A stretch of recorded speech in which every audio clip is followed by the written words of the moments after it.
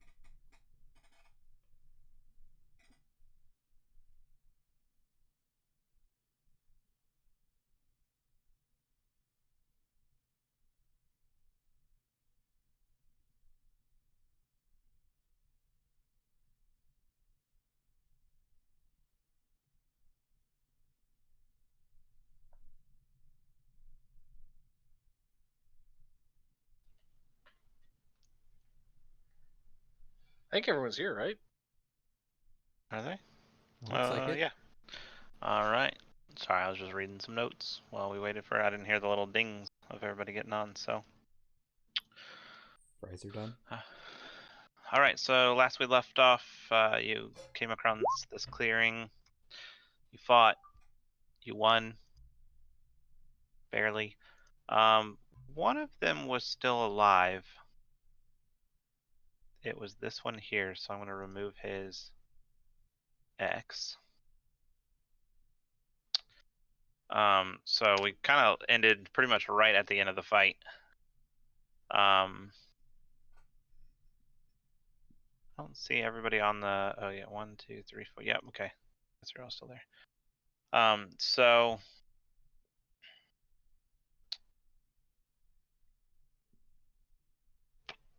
that's where we left off. Does anybody have anything they want to do as we get started? So he's unconscious, right? Yes, he is unconscious, but he's not dead.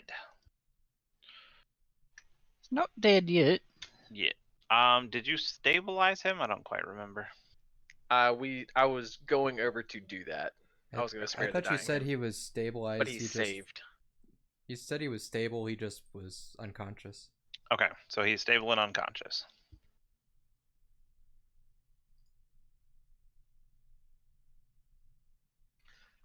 I mean, I have nothing left to get him up, so I could feed him a good berry and that would stabilize him. We just have to make sure he doesn't choke on it. that'd be a hell of a way to go. Should we? Before we do that, let's separate him from his gear and take some rope and tie up his hands. Should we make sure that the rest are dead? Just, double check that, we're not gonna get re-ambushed by them again. Yeah, that's probably a good. Make sure this one's dead. Is it dark out, by the way? I think it might have been. I'm not sure. I'm not exactly sure what time of day it was when. You guys got here late afternoon, but the fighting itself doesn't really take that long, so it's not dark, but it's not, it's probably late afternoon, early evening maybe, so you maybe have just enough time to, for say, make it back to town before the sun goes down kind of thing.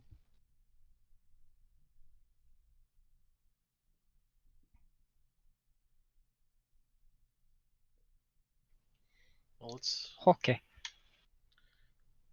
I don't really know what to talk to the dude about when he wakes up, so I'm just gonna help make sure the rest of everyone else is dead.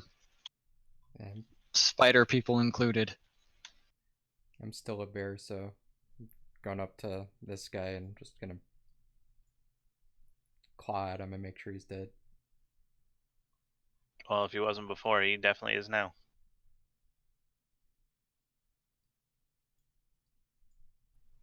I think we And wanted that to one. talk to him about. They spoke in a different language about Dogbred, about the attacks and the failing attacks.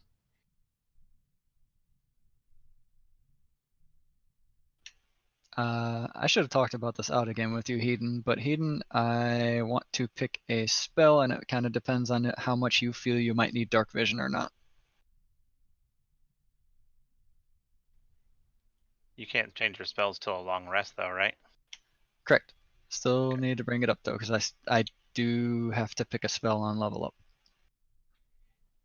Don't worry, I can. If it's gonna, I can work around it.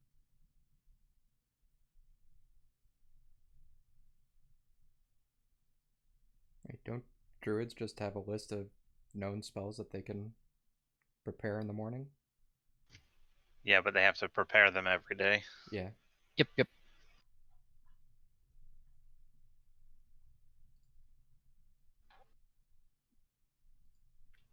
Oh, that's right. We're level 5. Yep. So your max HP increases. Your known spells are known, but you don't get spell slots or the actually gain the HP until a long rest.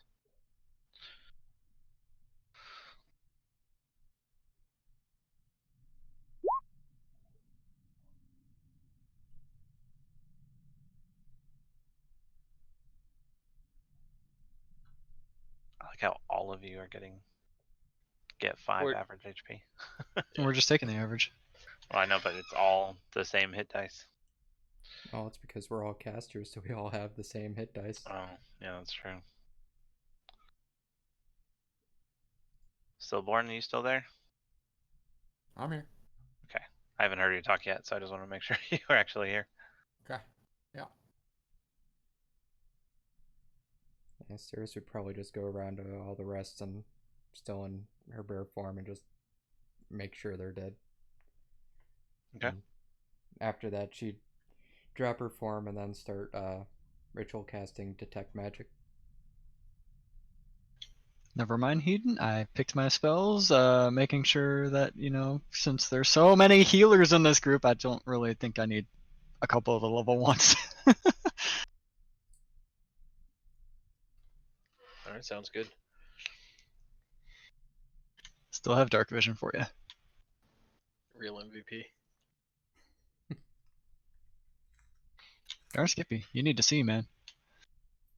These damn human eyes. Such a liability.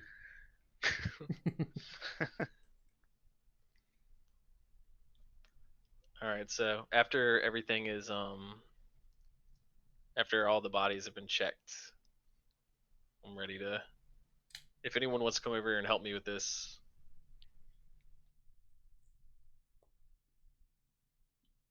I guess I'll let you finish doing detect magic first. That was a good idea.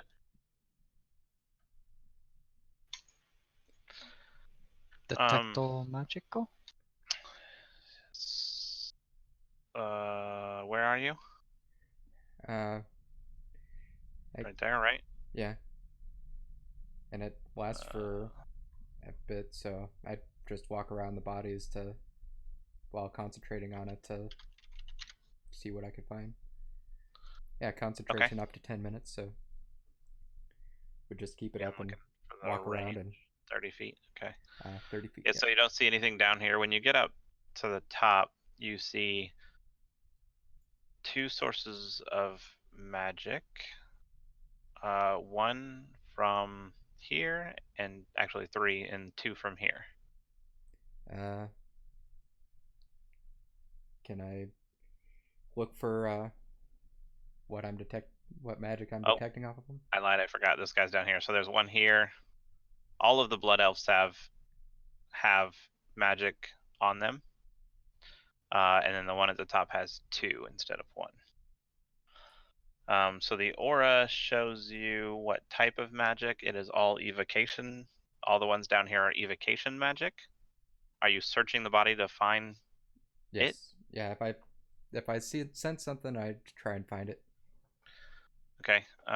So looking around, let me grab this real quick. You find magic. The one on the bodies on the dead people in the bottom you notice is fading. And searching, you don't find any items, and you'd have to start removing the armor to get to it. It's underneath the armor.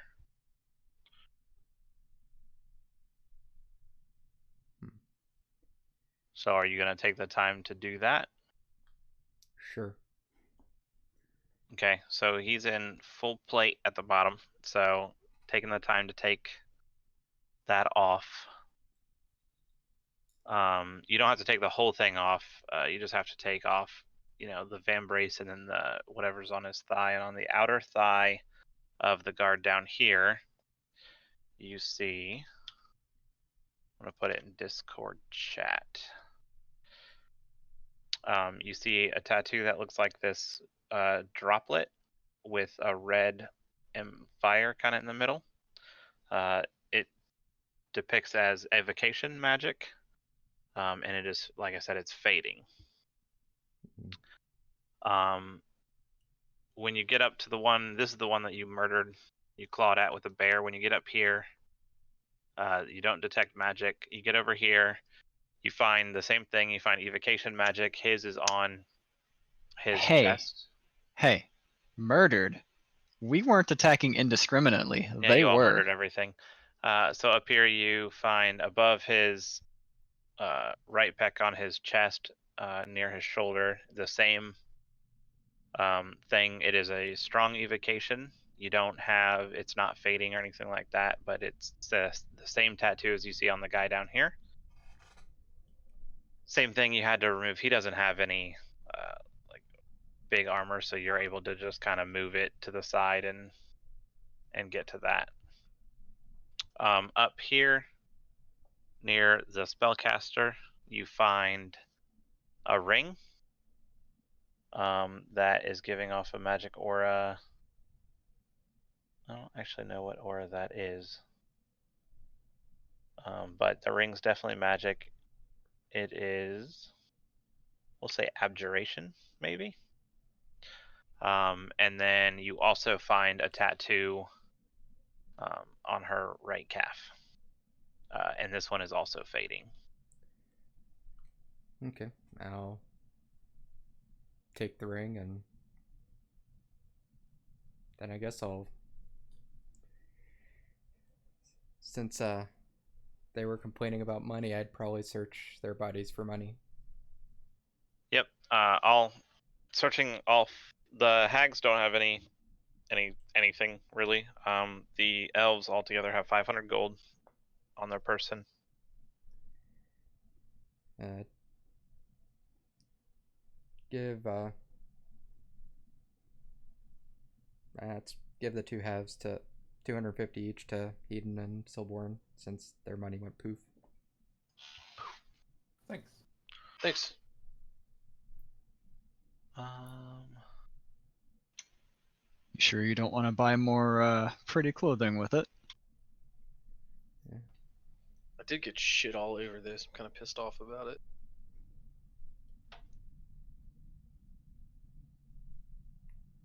I've got enough money for that.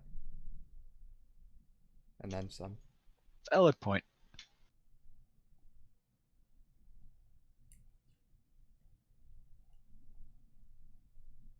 Okay.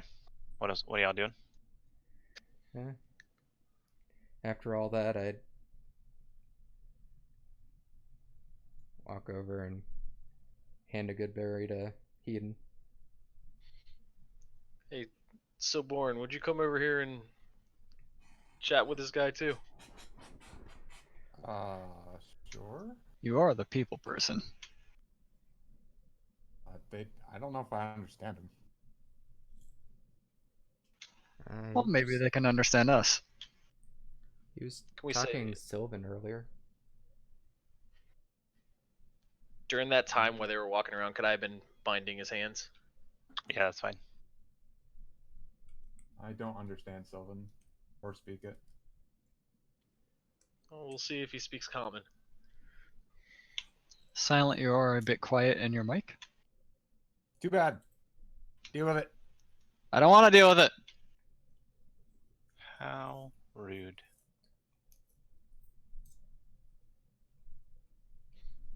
Alright, I'm gonna help this dude chew a good berry.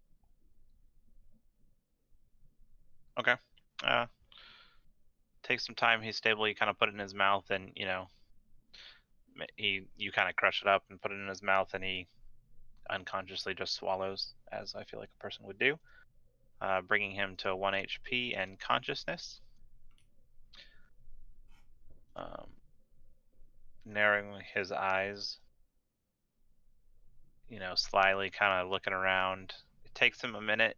You know he's conscious, but he's not moving. You don't have to keep faking it.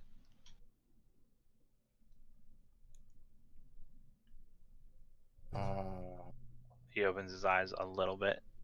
Wait, you're not even over there. Are you over there? Am I you are, actually you're right reflecting where I'm at on the map? Nah, it doesn't really matter. There So you I'm go. assuming everybody's around him. Is that what y'all are doing? Probably. All See- right, so he opens his eyes and kind of takes a glance around. You notice him look up towards where he was earlier, which is near where the spellcaster was, and kind of take a look around. And then finally, after a few moments, those were very well-trained men and hard to replace. And what language was that in? Common. I'll look a little shocked at that, but well, I guess it's unfortunate for you.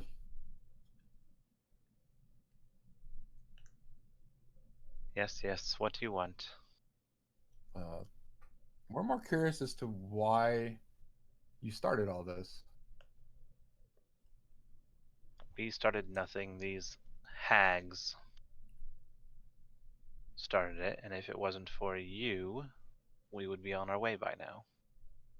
I have a question. Whose side were the spiders on?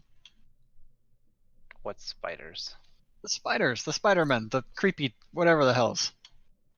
Oh, the Chitine. They are on no one's side. They are a nuisance. You need to So hire better people then.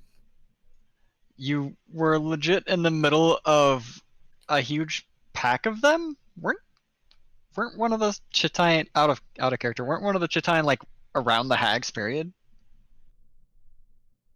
Around the hags? No. I think it attacked one of the hags at one. I don't think any of them did, but that just Uh. happened to be because of where they were located.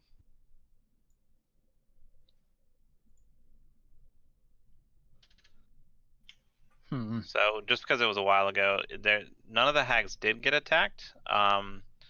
The spellcaster and him got attacked first, and then you guys got attacked by some of them, but nobody else actually even dealt with, like, the 2 soldiers and 4 hags. None of them had any interaction with the Chitine at all. Okay, so in character, if they had no side, why is it that when I was attacking them that I was also attacked by you guys indiscriminately instead of, maybe trying to discern who the fuck we were first or find out what side we were on? One does not usually care when you come into a battle that has already started. No, one absolutely cares. What kind of fucking strategizing is that? If you have a potential ally, why would you make an enemy of him immediately? Well, if you do not need allies. Looks around at all of the dead corpses of his allies. Are you sure about that? Albeit you are deceptive in skill versus appearance. Are you looking for a job? No, why did you attack us? I did not attack you. You know what? Never mind. You can take it back. Silborn. Never mind. I'm done. I'm done. What's the offer? Well, seeing as how I appear to have in several openings in my retinue and would need to get back I could pay you handsomely to escort me. Back Back where? where? Well, that is not your concern. That was very uncanny if two people said that at the exact same time. It's very difficult for us to take the offer if we don't know where we're going. He sits up and starts to pull a water skin out of his. His hands are tied behind his back. Oh, I forgot about that. You could also remove these, would be fantastic. I don't think so.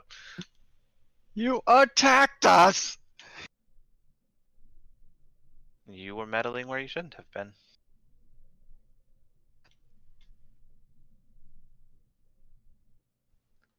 What did you want with the hags? What were they doing? We had an agreement with them that they chose not to adhere to. That's all you need to know.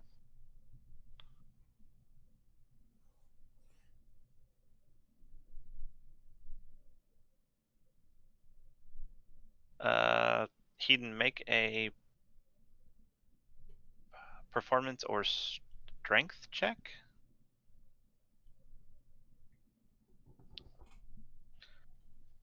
Okay. This is for the rope tying. Oh. Yeah, I Would should that have had be you done it back then, but I dexterity? forgot. Yeah, or you could use dexterity, but I think your strength is Just higher than. Oh, Nah, just there you add go. 2 to that. Okay, so 18. All right. Okay. He's struggling against the ropes, but he can't get them off. Hey, stop! Don't struggle against it. You like living, right? And then my spiritual weapon just sort of floats slowly towards him. Eh. He looks at it. A cute parlor trick.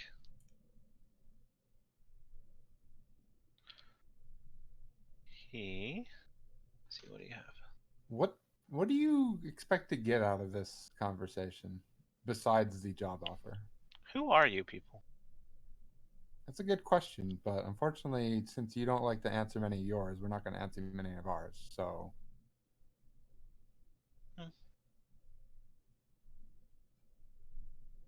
My name is really unimportant. Not really worth knowing. but your If life only is because it could because lead you to want something be greater. escorted back somewhere. No, because unfortunately I am unimportant. I'm simply an errand boy, if you will. An errand boy for who? For very powerful people. Errand boy with some pretty powerful guards. Apparently not powerful enough. Is that more because you wanted to send a message to the hags or to protect what that message was? No. These are pretty standard. My employer, as it were, only hires the best. Oh, obviously that's not true. Or perhaps you are just better. That they weren't the best. I hate this guy. So is someone who is the best at sewing, who gets murdered by the best thieves, not the best? What the fuck were you the best at then? I am not the best at anything. You're the best at simply not work answering for the questions, best. it seems.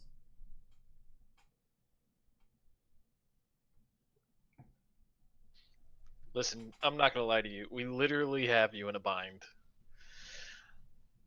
You want to live, right? I don't know if he really does. Doesn't seem like he does. He doesn't want to answer any fucking questions or be helpful at all when he's in this situation. So he obviously still feels as if he has the upper hand. Clearly I don't have the upper hand as I'm sitting on them. We could talk. We could take you back to Dogbrid. Why would I want to go to that crap hole? I just heard you mention it. Figured you might like it there. What do you know of Donbred? I just Why does stare at that him. matter? The place is very unimportant. That's why I'm curious. So unimportant you wanted hags to destroy it? Who said we wanted hags to destroy it? It's just a curious question. Also, our ears. Our ears are the answer to that question.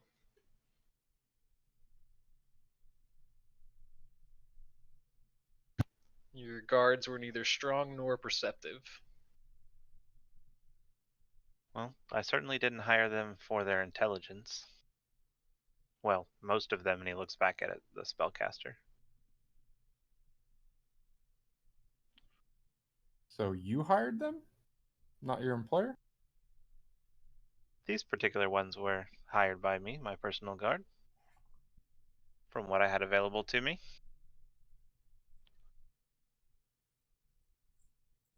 Hmm.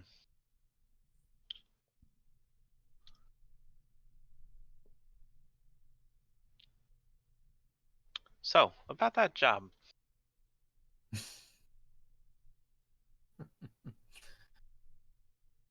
You three look like you could be bought. 4.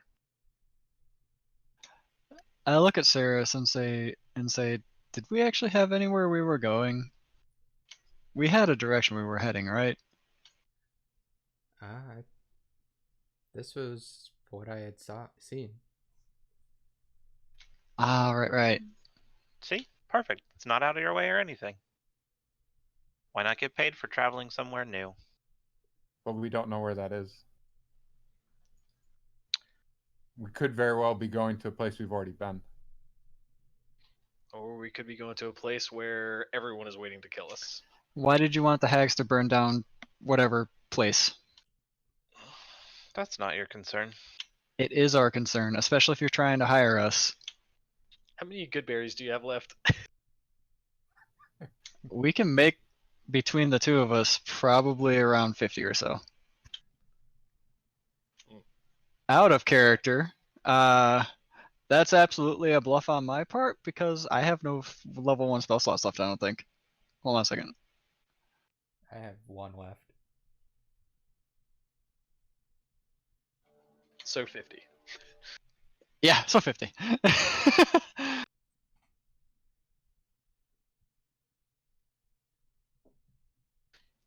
Listen, I use my level 2s for it. I don't care. I don't think I can, but I don't care. I don't think there's you're gonna have to anything- give us something if you're gonna want us to help. You can't just say follow us blindly to some random place.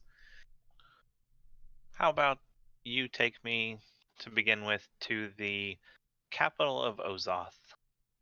Surely you've heard of that. Not from her.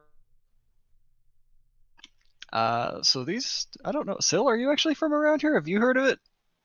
I know that there is a capital.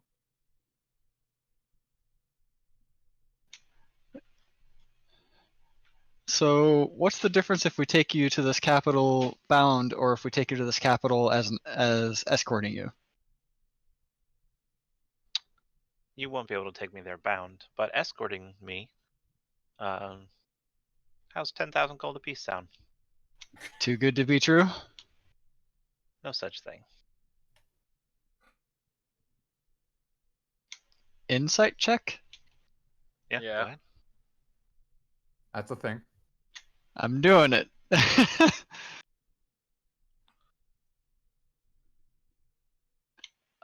the hell is it? Apparently I might be bad at it. Hey, I'm bad at it. Eden, are you making one as well? Yeah, and I get it at advantage, right? Yep.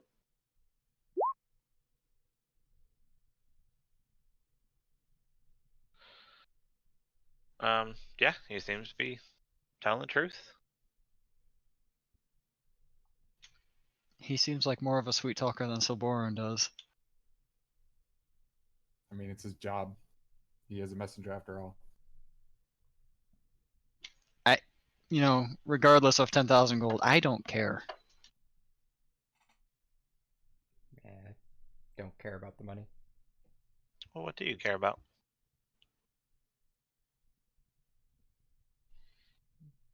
It's none of your concern.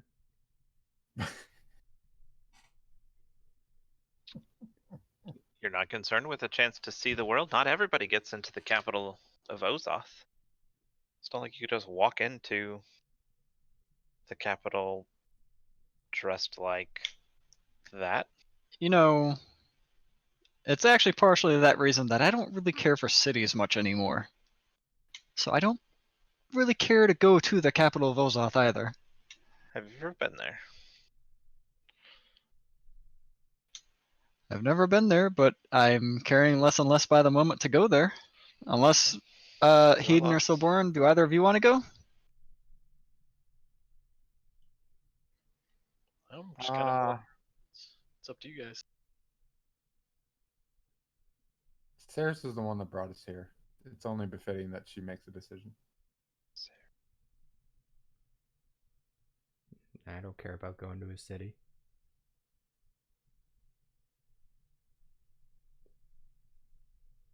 If we've already had our streak of bad luck in a smaller city such as the one we just came from, what the hell is to stop us from that same streak in the new city? Why, me, of course. Yeah, we don't even really know your name, so you could just be bullshitting us.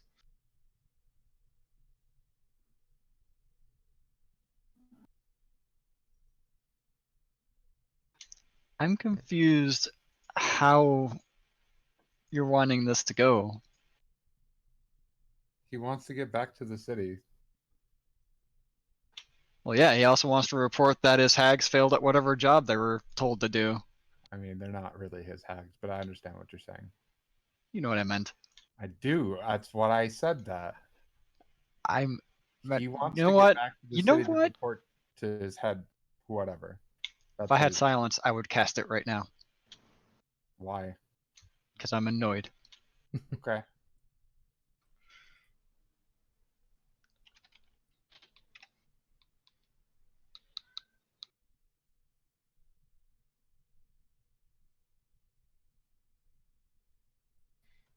So we follow you back, and then what? You get paid for your services? Possibly, depending on how it goes. A job opportunity? Yeah. It's up to you.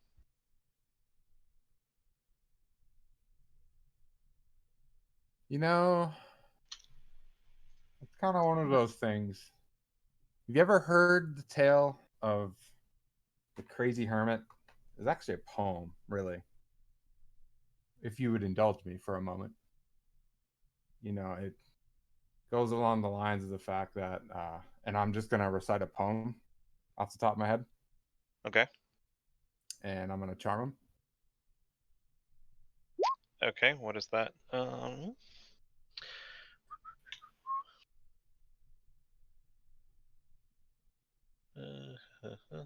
Charisma. Is it? Wait, no. Wisdom save. Alright, let's do this. Wisdom. Okay. What's the DC? 14. No, he succeeds. Curious poem. Isn't Don't it? quite understand. Point of it? Well, you know, it's kind of where I come from. I guess with the Nonetheless, smaller it was cities. well said. Stillborn, I believe your name is. Yes. That is my name.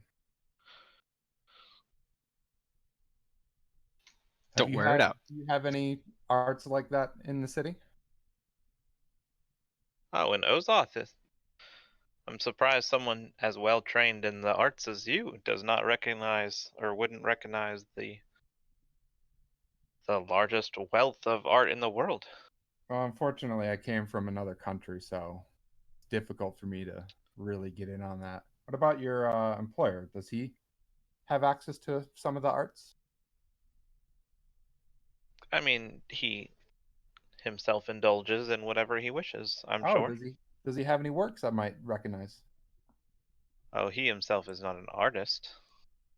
Oh, that's However, unfortunate. he does he rattles off a number of um artists or performers that you would recognize their names. When he does that, I'm gonna slip in. What was his name again? He's gonna tell you the artist name again. No, the employer, because then he would know your employer, because then I would know who to go to get in on the good stuff, right? You go to me to get in on the good stuff, of course. I'd have to go through you, but you said you're unimportant, so I would need to go higher. Yes. Unfortunately, I am unimportant, but more important than you. Harsh. At that, I'm I so confused punch about him in the this. face. Let me roll an attack. Okay.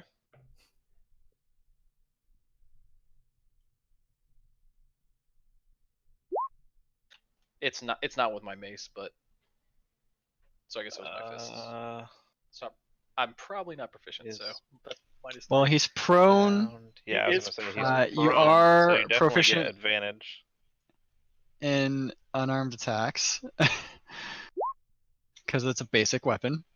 There you go. That's still a 12. So you go to punch him, and as your fist comes down, he dodges out of the way. And He also has no armor on. he didn't have any armor on before either, so. That Oh, nimble I lied. bastard. He did have a breastplate, so you took his breastplate off. But so yeah, actually, that probably does hit him without a breastplate. Hold on. So you hit him. I'm assuming you're doing damage. I'm assuming he's going unconscious.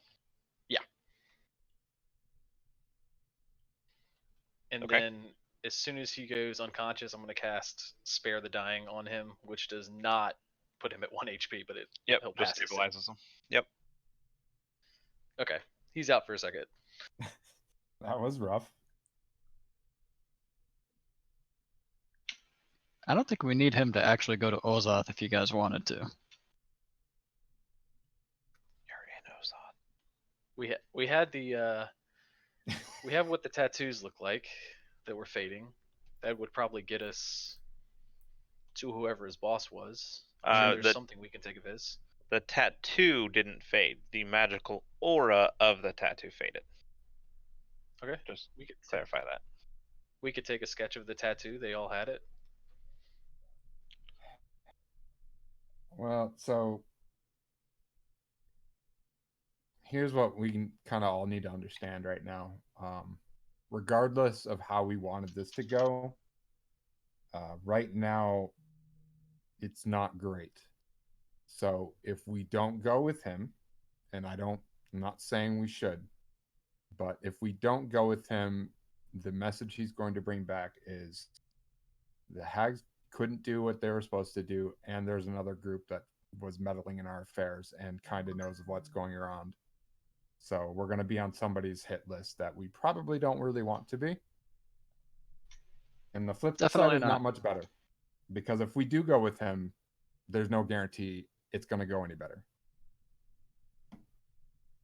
So So that leaves either taking him back to the guards and bridge or killing him.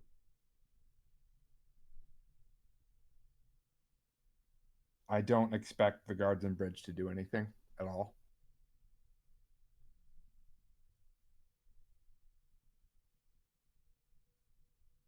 I expect that this person is probably, or he would have some type of writ or symbol thereof that would show his allegiance that they would recognize.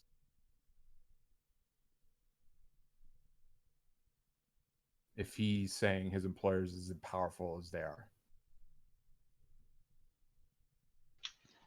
I know might be a little undruidic of me, but I don't necessarily see a reason to keep him alive regardless.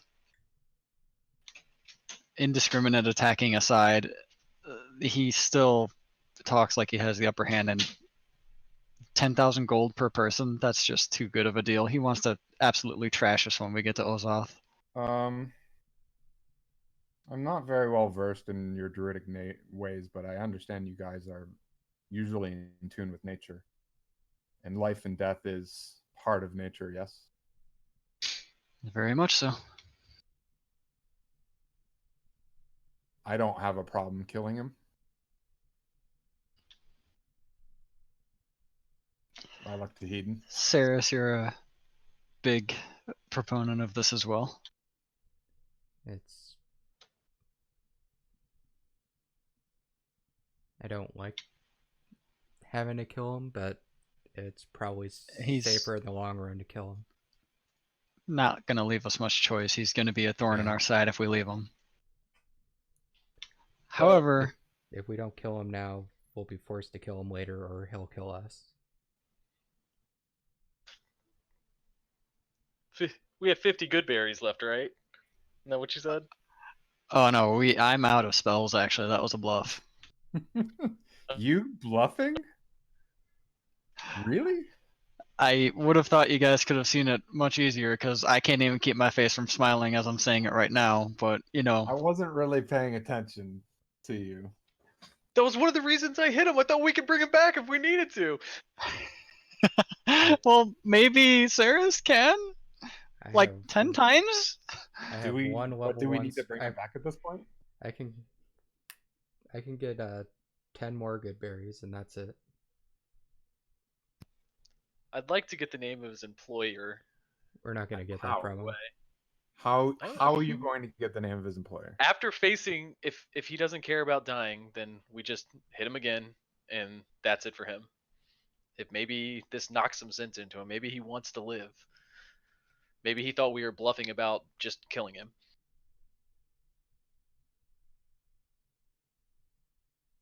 I don't know. You can try for whatever you want, but I am done with them. Does he have a spell component pouch or anything on him? Well, if we removed it all, no. He. Nope, he did not. No spell casting y things on him. That's. I don't.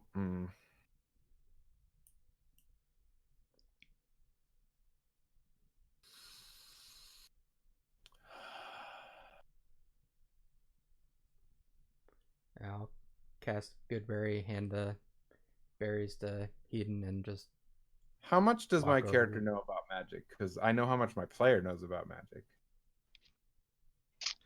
I mean, what kind of? Because I know Okay. speak with the dead is a thing. I don't know that your character would know what that is. Yeah. I don't. I Would mean, if it's I? within your realm, you would definitely know of high level bardic spells. You'd probably know obviously like fireball, some of the well known spells. But necromancy, I don't think you would know. Okay. Hedon, you can make an Arcana check to see if you know speak with the dead specifically, because there is a chance that you would. But no, you do not. Isn't Speak with the Dead a cleric spell, though? Is it? Actually, I think it is. It's a Yeah, cleric spell, and it's a bards cleric can get spell. access to it, I'm pretty sure. Oh, well, I mean, if it's on your tree, then yeah, I feel like, and I'm pretty sure it's a pretty low level spell, so you would know what it is then. I would have just gotten it, so I don't know. I'm gonna go with no for him right now. Third level necromancy. I'm not that close. Bards are slower. So Yeah. I'm gonna say no. That's up to you, Hedon. I'm not really good at intimidating somebody, and I'm not really good at. Yeah. Murder. I don't like any of our options, personally. But I can tell you I'm not going to be able to intimidate anybody. When you turn into a bear, will that help? We can't just leave them. Why not? I mean, he'll go back. We don't know that. Right now, for all we know, there could be more of these spider things.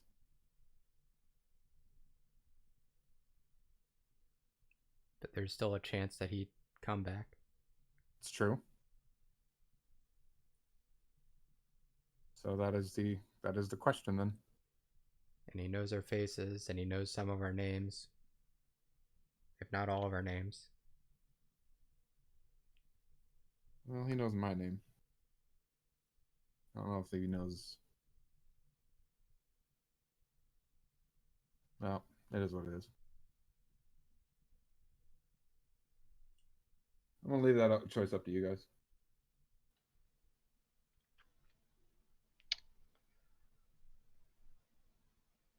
He was the one doing the orders to take down the Dogbred, right? Seems like it came from him, yeah. To Hedon, that seems evil and hurting innocent. So I'm gonna grab a good berry and I'm gonna re-chomp it in his mouth. Hold on. Before that, I'm gonna make sure the ropes are secure, and then put the good berry in his mouth and shoot it. Okay. I'm Put gonna it back kind to of step away. consciousness. I'm gonna go behind him, not like immediately behind him, but there's my character.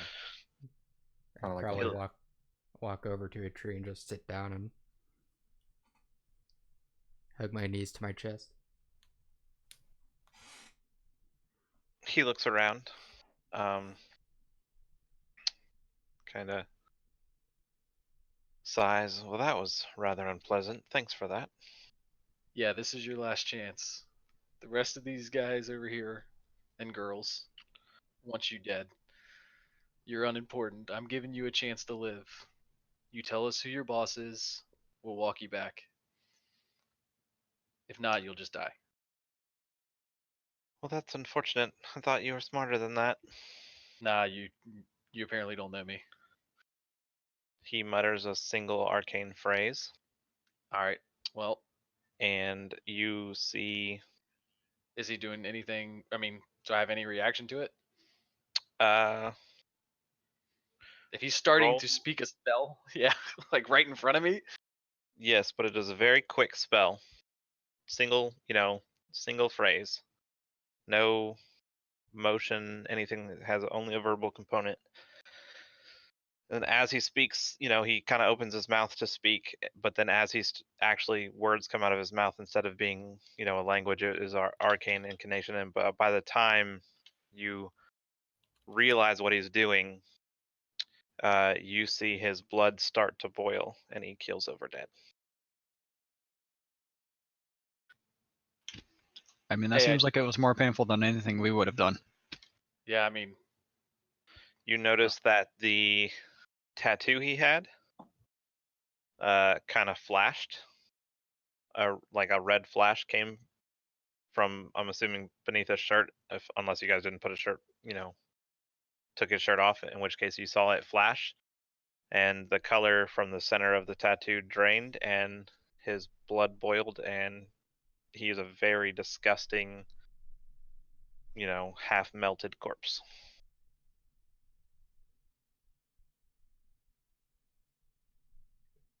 So, we've gained no further direction on what to do about any of that situation, but now we know someone wants places like Dodbrid wiped off the face of the map.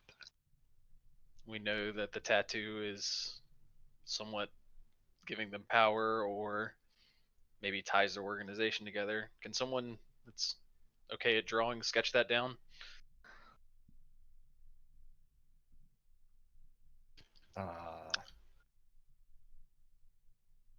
I do not have anything to do such.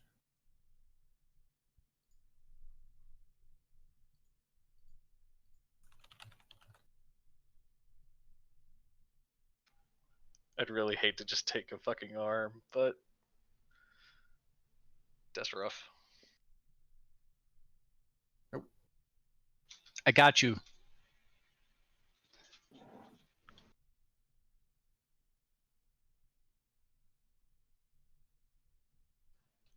All right, got it? Saris and I can't forget it now.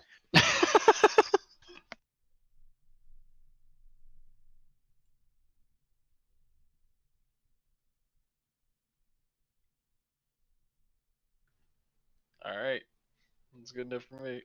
Why can't you forget it now? I don't understand. Well, if it's the image that you posted in the thing, I just took that image and copy pasted it to V. Oh, cheater. No, you can't do that. If you don't have anything to draw with, delete the image. We have plenty to draw with. I take a twig and some grass, wrap some grass around there with some twine, and then start dipping in his blood and drawing on his breastplate. All right, we got the symbol. Creepy, but okay. I mean, it's not that complicated of a symbol. You guys can remember what it looks like, I'm pretty sure. So the only other thing is the other two. Oh, I forgot their scimitars. So you guys have gotten everything worth note except for the other two have full plate armor on.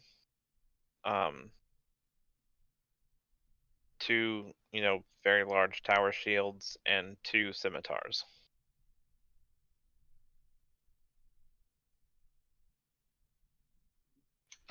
I sure as hell can't use a tower shield. I also think those are heavy as hell, so I don't know if we want to actually carry these around. Can Hedon, does it look any better than the shield Hedon has now? I don't remember wait. exactly what shield you have, but absolutely. I mean, their armor is very finely crafted. And bright red.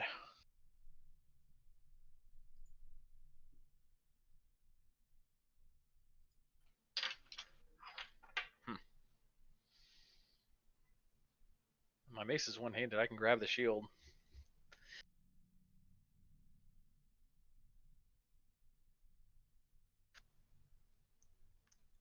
Okay. I'm gonna grab the shield. Okay.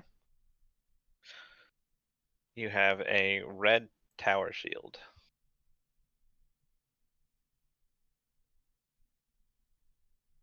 What kind of shield did you have before? Just a basic shield. Okay. Hmm.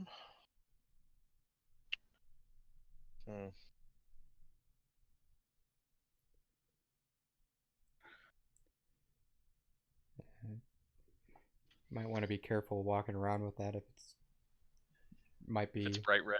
Yeah.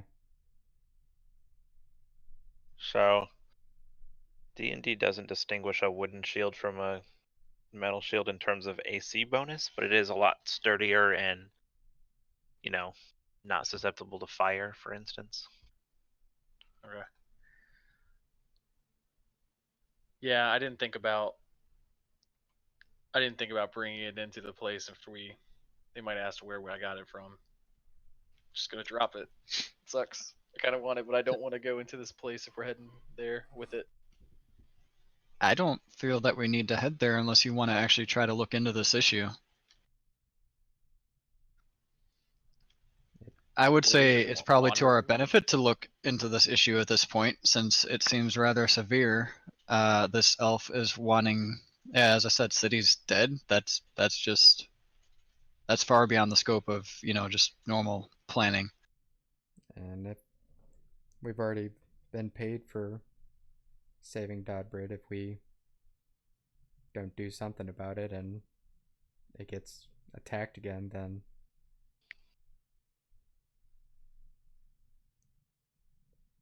they'd probably look to us to find out why we lied about it.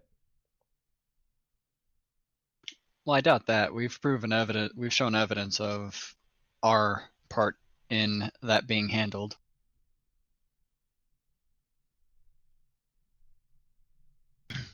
I mean, if this is on a scale of a city wanting to attack another city, then it's basically, I would think, a war, but it seems like they're being very political and underhanded and scheming about it. Especially trying to make it look like monsters were attacking the city instead of, Ozoth or whatever. Ooh, wait. So Boren, is this something that we could return with this information to the city we just left, maybe? We can go to Dodbred and tell them what's going on, but I'm not going back to Bridge. Yeah. We'd have to go I think we past had- Bridge to get to Dodbrid. I don't care.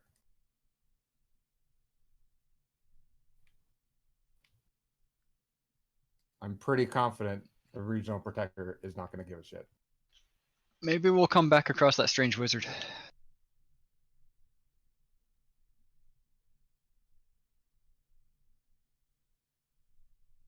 Unless we want to venture around the swamp instead of through it.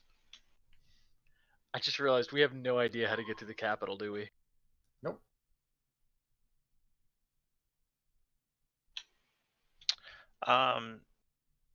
You would probably know the name of the capital, but I don't think you would really know much else.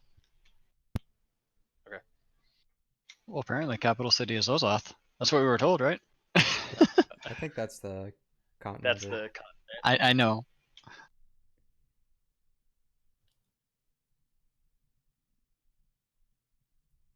And you did say capital of Ozoth.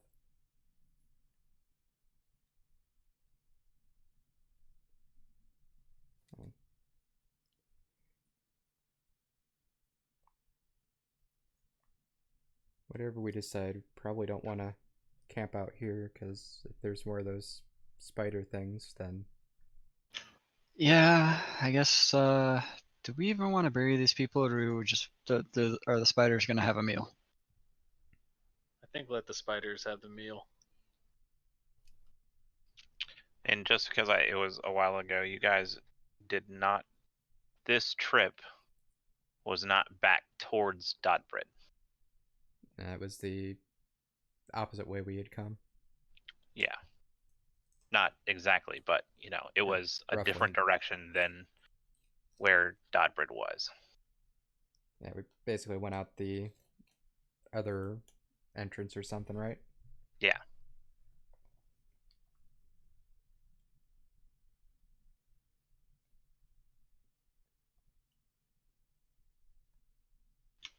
So, yeah, I guess if we're wanting to look into this more, we should report it to someone. We at least have to go back and get a direction. I'm not keen on going too far back. Yeah. Going back to Dodbrid wouldn't really do anything because they can't do anything. Why do you think it won't do anything? Well, because they'll have to come back to the city that we just left and put themselves on a fucking wait list again. They can decide what they want to do, but it's better to at least let them know.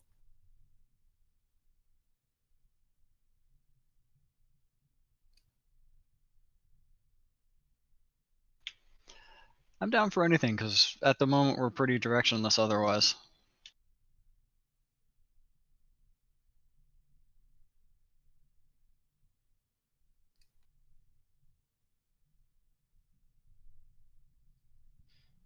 Yeah, My vote is to go to Dodbrid, tell them what is happening. They can determine what they want to do.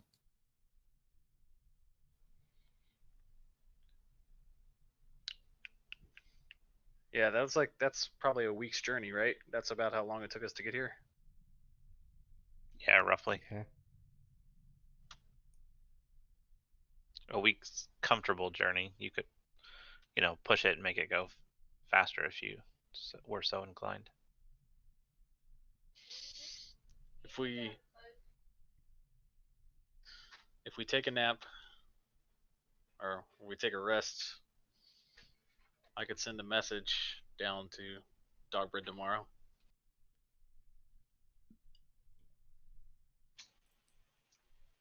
What do you mean? I could telepathically communicate to the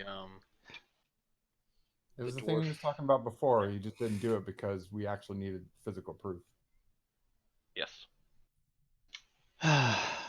Sure, I'm good with that.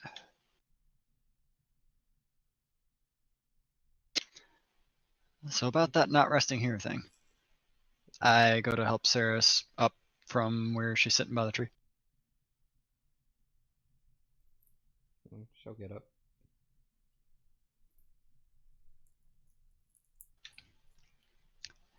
So I guess we're leading back out of the forest. Which direction did we want to go?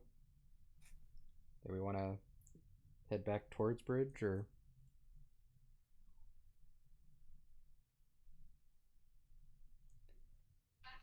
Suborn, you don't want to stay there? Not particularly, no. I don't think Would any of you? us really want to.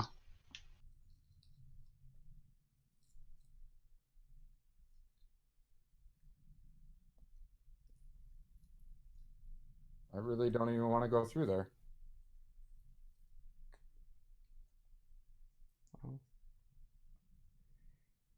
we want some kind of like shelter or something. We could try going back to that those tower ruins that we saw on the way. Sure. Or that farmer that I could sleep outside and you guys could go sleep in the house. Maybe ask. We did do him a favor. Didn't ask for anything. There is a forest right nearby that I would be more than comfy to stay in if that was the case. All right. Well, just not around these damn spiders. Let's get out of these webs. Off we go. Where are you going? Gonna go back to those those tower ruins that use as landmarks to get here. Because I don't actually know what Sarah's talking about, I will just help her out in her survival check. I can help her if you don't know what she's talking about. Because I can help her with landmarks in the forest. Yeah, roll survival. Paths To- and the like. Find your way back to the towers.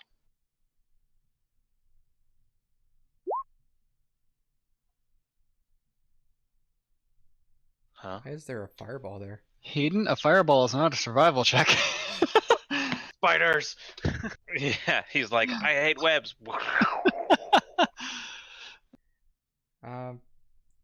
Because of my background, it says I've got an excellent memory for maps and geography. So would that let me remember how to get back? Oh. Yeah, I mean, it wasn't even that long ago that you traveled here, so takes you a minute, after this weird battle and conversation, and you kind of go back the way you came, and you're able to, I mean, it's the only thing that you can see, so it's a tower, so you are able to find it. Okay.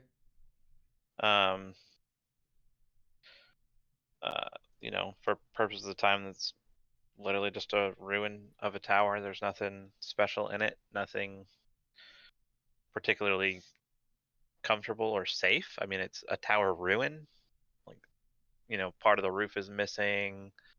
The door has long rotted away. It's bugs and forest critters and things all over, but there's nothing per se dangerous or anything like that.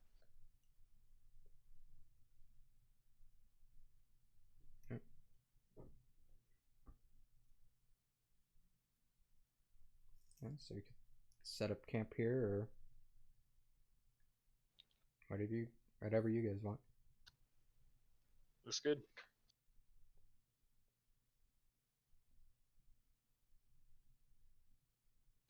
Rather pointedly stay out of the crumbling down buildings and stick near the forest unless we're not near one anymore. Yeah, this whole area is kind of like forested. Cool. The parts around this aren't like the deep forest that you're necessarily used to, but it's, definitely it looks, with this tower here, it looks like an old settlement or city that was long ago abandoned. Grass growing up, still a couple of, chiseled and square blocks around, but being, taken back by the forest.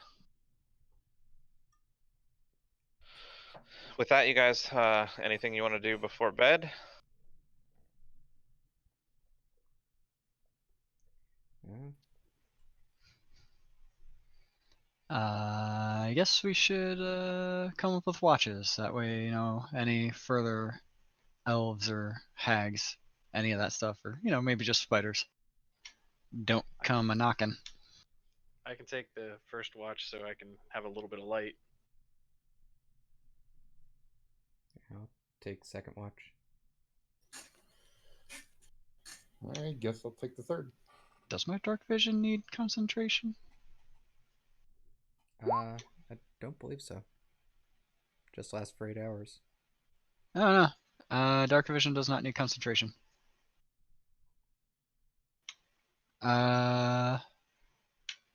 Then yeah, I will use my last second level spell before I head to sleep to give Hedon Dark Vision. Okay. Starting to Awesome. get a little more used to this, but still a little weird. All right. I'm gonna keep a lookout while they get some rest. Okay.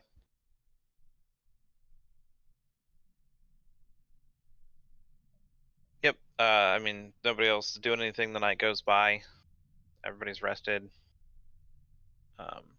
Nothing eventful happens during any of the watches. Everybody's woken up when it's their turn to be woken up, does their watch. Good to go. All right. Oh, we good? Go ahead and make sure you go back to full health, including the new max health, and get your new spell slots and all that fun stuff. Is there? Oh, well, that didn't work how I wanted. A long rest button in Roll20. Unfortunately, no.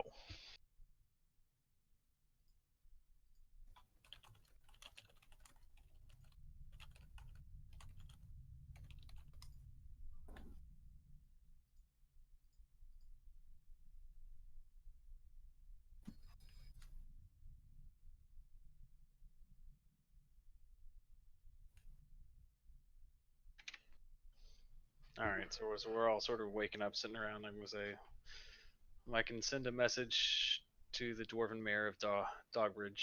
I've got 25 words. What should we say?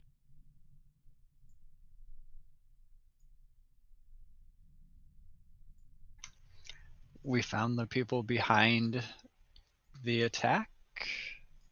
I mean, I don't know how to phrase this to summarize it very well, but basically, there are elves in not Ozoth, elves in the capital that want your city gone. We don't know why, but we have found the making or the start of what could be something much deeper. I don't know. That's over 25 words already. If we really want, I could do it twice. I would really not like to, but Big plot involving your city. Elves from the capital are to blame. do we want him to send a runner to direct us so we can get there? And we can hang out here until a runner gets here and direct us, so we have a guide. So where? If we go to the capital or not. If we want to investigate this, I guess, or we just wander around. I Send wanna runner get to ruin involved. tower. Hey, if it's Diablo 2, he'll understand, damn it. That's like asking for trouble in a really bad way. If you think Bridge was bad, the city's going to be far worse.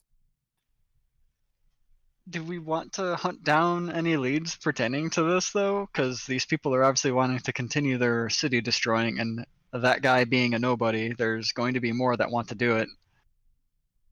I don't think that's really something we can stop.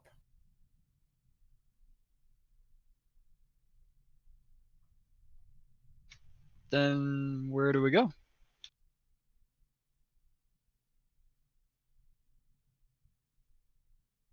I don't really have a particular care, just probably not towards the city right now, or the capital rather.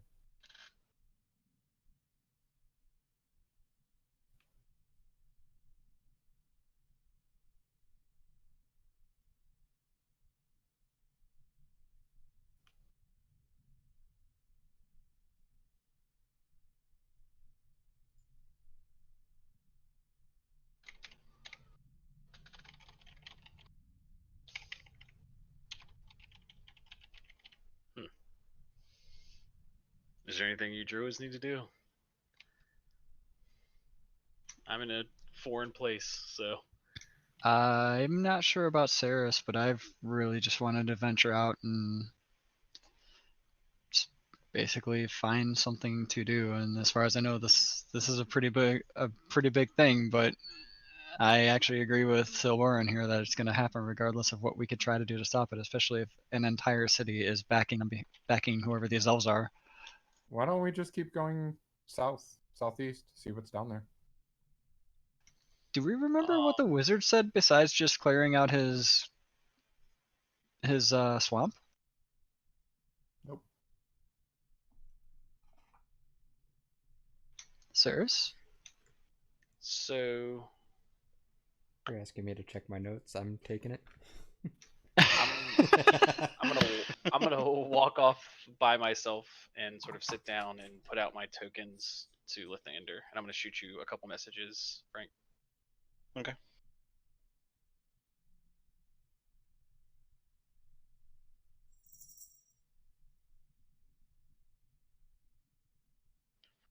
I mean, if you guys want to like go to a different channel, private Nah, chat it's to do okay. that or You guys whatnot.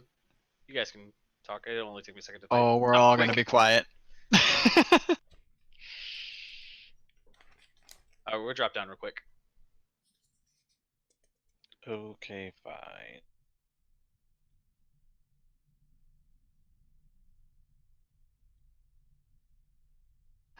Rabble, rabble, V is streaming. Rabble, rabble, rabble. Oh.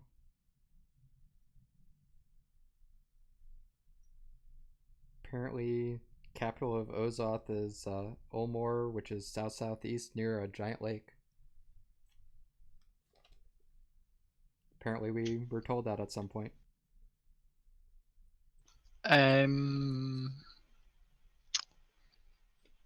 Damakos doesn't want to go there. I don't even think Syl wants to go there at this point. Hell, did we make Syl hate? Did Syl start hating cities because he just gets paid and gets robbed?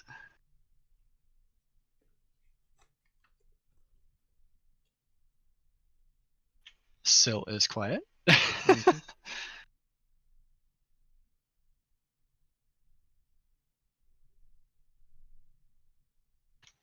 Maybe we can get Syl to multi-class druid.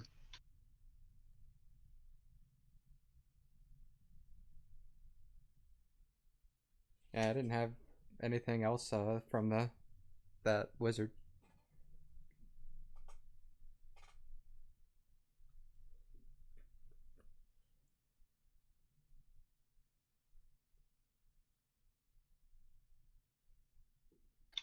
I mean, I'm basically floundering. I don't really have any ideas on what we could do then. Yeah, this is really the only plot hook we've got. But we have no reason to really chase it down. It's well out of Yeah. all of our scopes of being able to handle. Yeah, if this is the guard detailed out for somebody that's nobody, we couldn't handle more.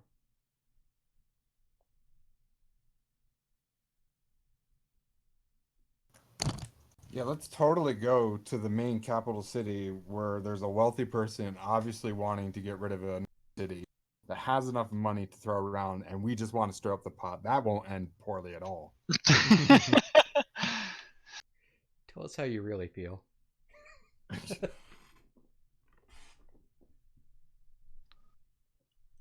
Welcome back. Oh, Alright. thanks.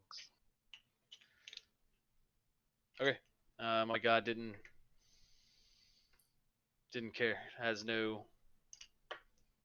In this Problem context, that's with- me. has no problems with what's going on in that city now. I don't need to go.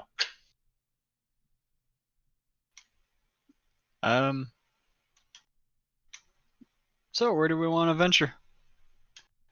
We're vagabonds without a care right now. Actually, I have an idea. So Borin, obviously not Bridge, but there's got to be other cities where you can start making more of a name for yourself that aren't the capital. I don't know the cities of this land. As I said, I came from another land, so. But what I'm saying is Sure. that we could just start venturing in a direction towards one of the cities, and we could just start making a mark. Sure. Let's just say I don't have a clear goal myself right now. I'm not sure if Saris really does, and I don't know enough about Heaton or you to really say besides you like to perform? I thought you didn't like the city life, though. Well, I don't really care to split the group right now, so I'm more than happy to go in a direction and figure out what we can find.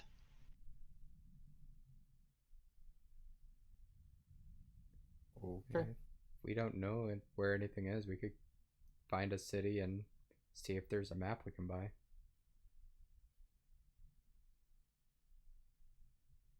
Maybe it won't get stolen from us.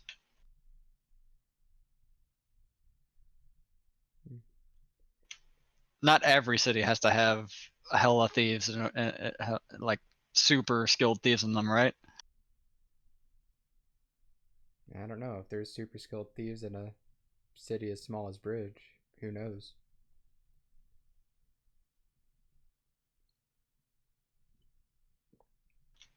All right. I guess we should go to find a road then and figure out where we can go.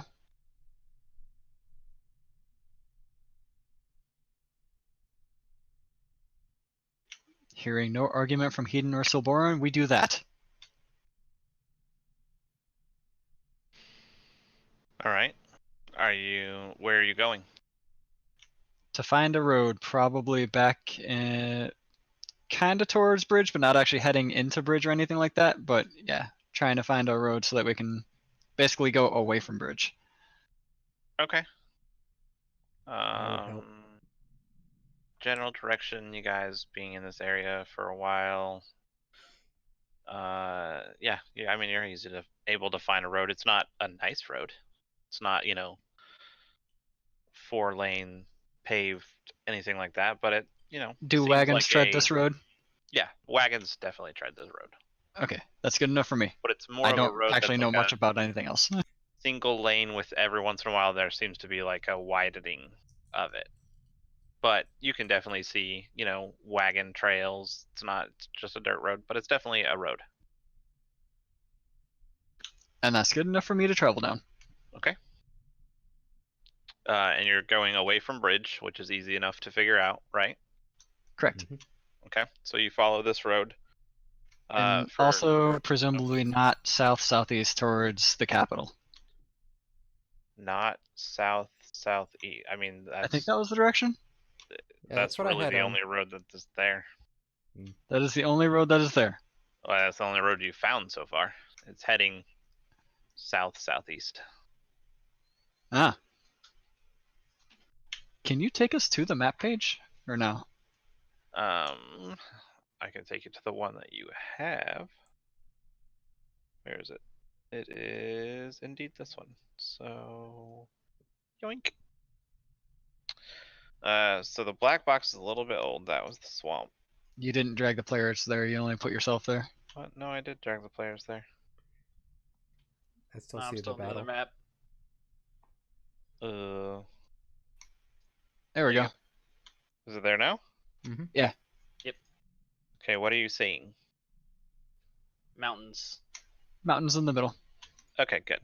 I literally dragged you to a different page and then dragged you back because I was like, oh, it's saying you're here. Okay, so currently this is showing. So we'll say this is the tower that you stayed in. Okay.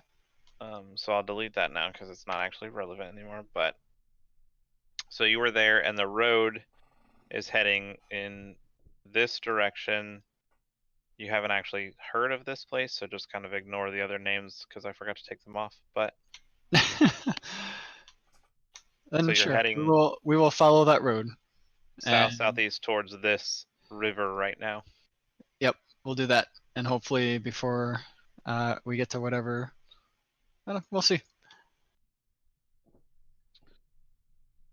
Okay, so you travel down the road. Are you guys traveling like just a normal, like kind of vagabond, or are you hurrying somewhere, trying to be stealthy? What is your manner of travel?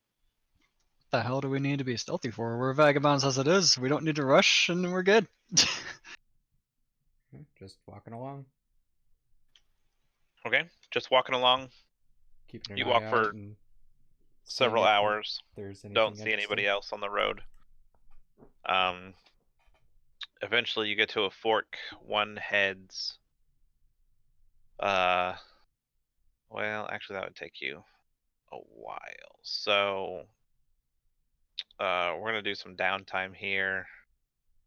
As you travel, be probably 4, maybe 5 days of walking.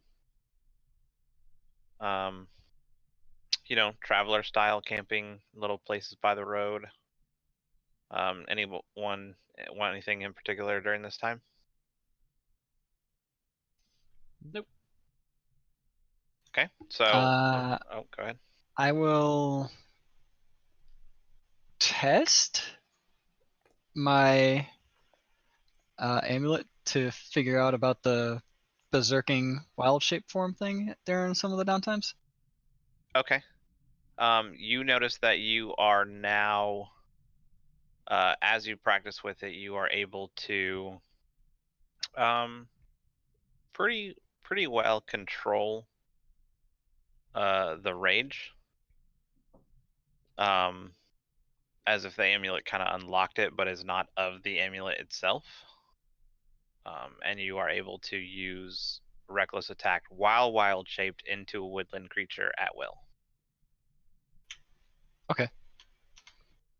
And So is it the follows, barbarian's reckless attack? it or- follows all okay. the same rules as the barbarians, where you have to do it before you know whether it hits or not.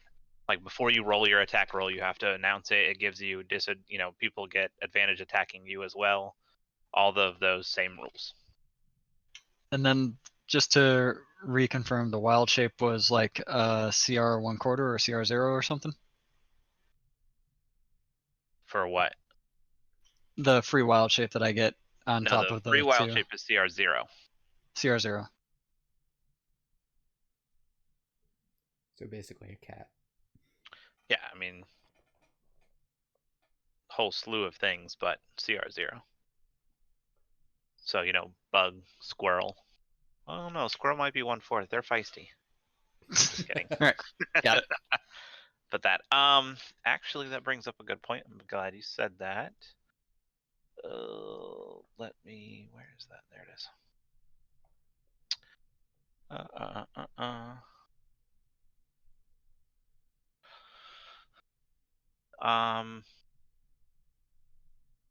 Silborin, do you practice regularly? Try to. Okay, on the road or in inns all the time? I can practice on the road, yeah. Not Okay. when I'm. I mean, So, would your character in a vagabond type situation, for instance, when you sit down for lunch or sit down for the evening for bed, would you, practice Yes. and play and entertain your party, as it were? yes. Okay.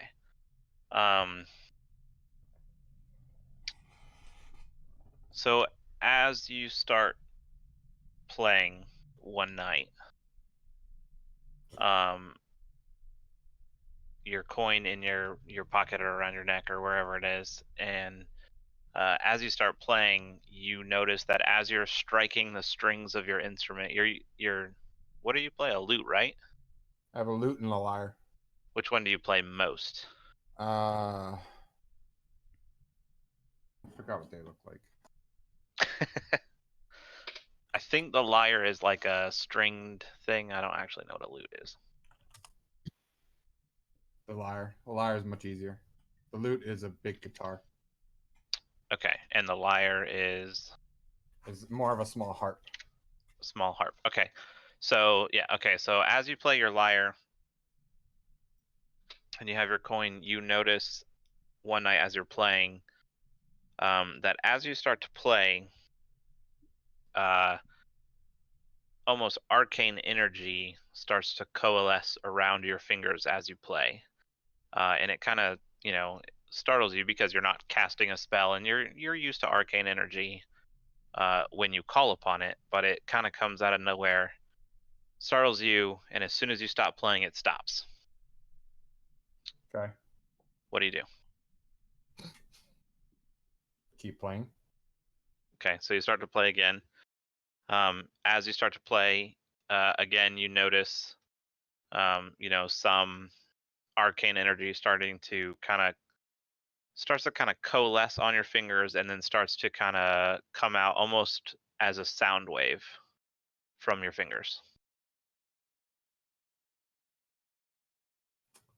I will try to point at a nearby bush or tree or something like that. Okay, as soon as Ah. you lift your hand to point, the energy dissipates. Okay, I'll play again. Okay, as you start to play, it starts to coalesce again. I mean, I'll just keep playing then. Okay, the longer you play, the more this, sound like arcane energy starts to come out of your fingers. After a couple of seconds, being familiar with how spells are done and stuff, you get the sense of you need to concentrate on a target. I concentrate on a bush. Okay, where's the bush at? Not close to it. Not close to you. Correct.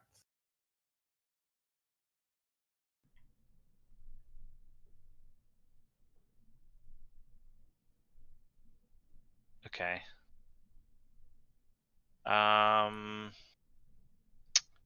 Only because we're not actually playing out the scenario on the map. Hedon, the three of you, other than Silborin, give me just do a dexterity check, not a save, just a check. I'm gonna see if any of you are within somewhere. I don't have advantage, but it's an 18 regardless. Yeah. All right. So as you point at this bush, Hedon is between you and the bush, off to the side. But he is within range, and Hedon, make a Wisdom saving throw.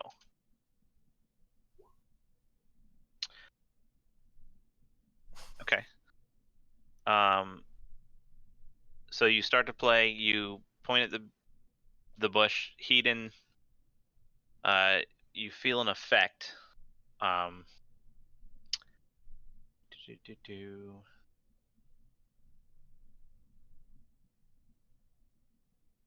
Okay.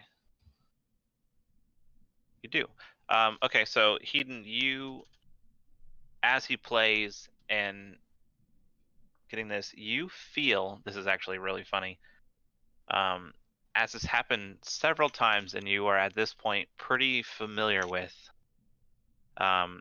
you start to feel dread come inside you and kind of start taking you over. Instinctively reaching for your coin and feeling the soothing aura that comes from it, you are able to shake it off. But having had this happen before, you can tell that you were definitely trying to be frightened. What the hell was that? What was that for? I honestly can't tell you. I have no idea. Whatever it was chilling. It was frightening. Don't watch where you're pointing that So thing. what you're saying is you got chills. Are they multiplying? Yes. Are you starting to lose control? For a second, I was. Yes. Well, if you couldn't tell, the power is electrifying. Oh gosh. Went all of the there.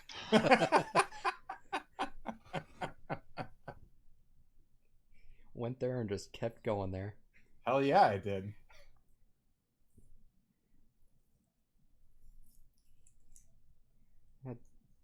What was that? I don't know. This is why Silborin's the bard and we're not. True. Because he just goes there.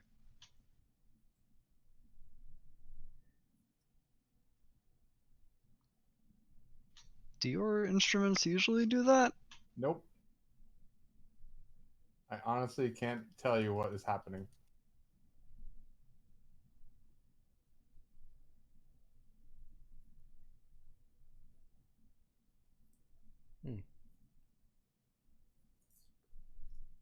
But it's conscious, so I won't do it again.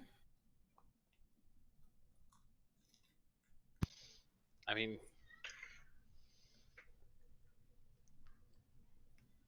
Maybe why just don't you not try against it? us.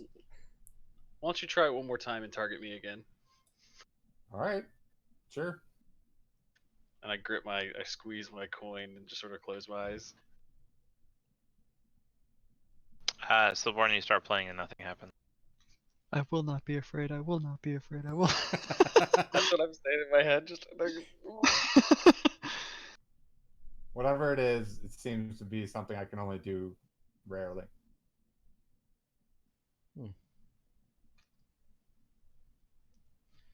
It's odd. okay. Okay. The next night, as you guys settle down for the evening, Silborn breaks out his lute, starts to play, and notices the energy once again. Okay, I'm gonna ignore it.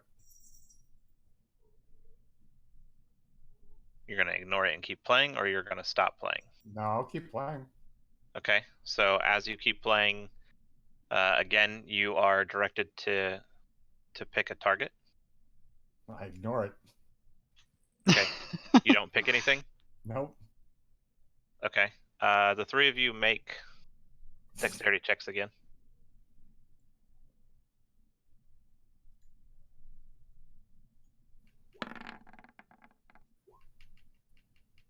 Okay.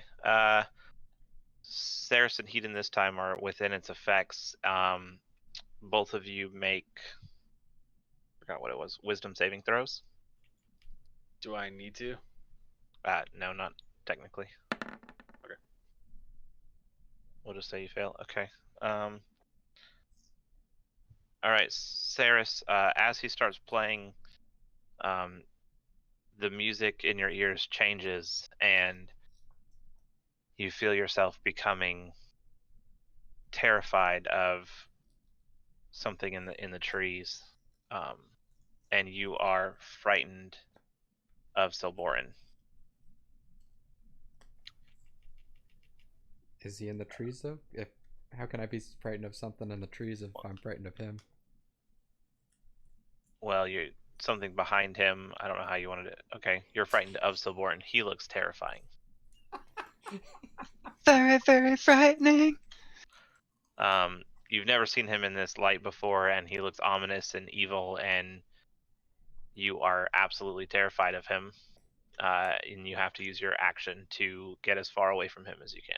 So it's not the sexy, so boring kind of light. It's the, man, this guy really creeps me out kind of light. Got it. He's got like that child, porn stash. Guess I'm running away. Did you just say the child porn stash? Yeah, Is the pedophile stash. You know what I'm talking Oh, about? okay, Like gotcha, the pencil gotcha. stash. Yeah. Hedon, you also again feel the dread come up and grab your coin and resist it, but you definitely felt it again. You also note that at this time, Miser was a ways away. Makos. Yeah, Mako was a little ways away, significantly farther than the others. But Ceres at this point, kind of starts scampering backwards and turns into the forest to flee. Stop. Oh, fuck. I'm gonna chase after Ceres. Okay. Silborin, what do you do? I stopped playing, obviously. Okay. So Silborin stops playing and knowing magic makes a conscious decision to stop the effect. And so Ceres, you run into the woods, get a little ways away, but it's not very long, 12 18 seconds, the I effect chase is after her. gone. You also, being relatively versed in the arcane arts, know that you were feared and turn and find Hedon and Mako. Hedon first getting to you, Mako then event following a few seconds later. Oh, You all right? What were you whatever. running from? Seems whatever happened with that, whatever that song he was playing, cast some kind of fear spell on me. Huh. I don't. Let's just go talk to him. I don't think he would have done that, right? Maybe I know something's he wrong wouldn't with do his it on instrument? purpose. It didn't If it's seem like it was anything- on purpose. If it's anything like my rage during the wild shape, then it's probably similar to that.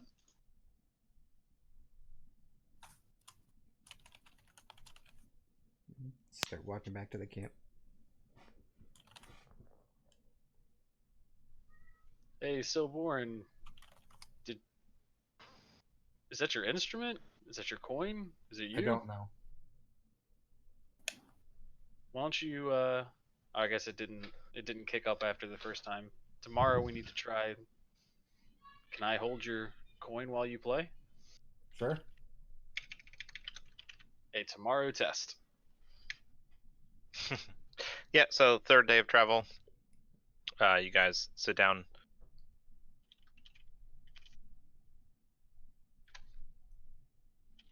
Do it again. This time he plays through an entire performance. Nothing.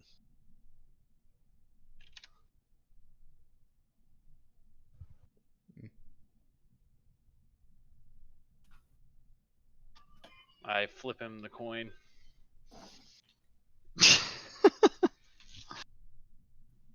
While I'm playing.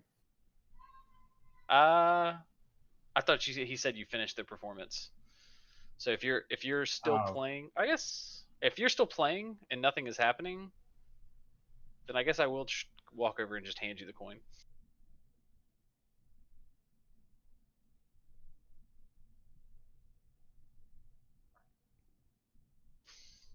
Well, I mean, I won't be taking the coin while I'm playing, so I'll kind of nod to my pack. All right, just put it in the pack.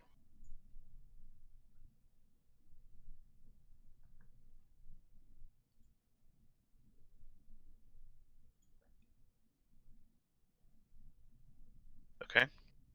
On the third day of travel, you guys come to a crossroads. There is a sign that can. So one road basically kind of continues the way you were going, but slightly more eastern. The other one goes off to the west. The western sign says, this is very hard to read, Poston, and the one to the east says Wiveton.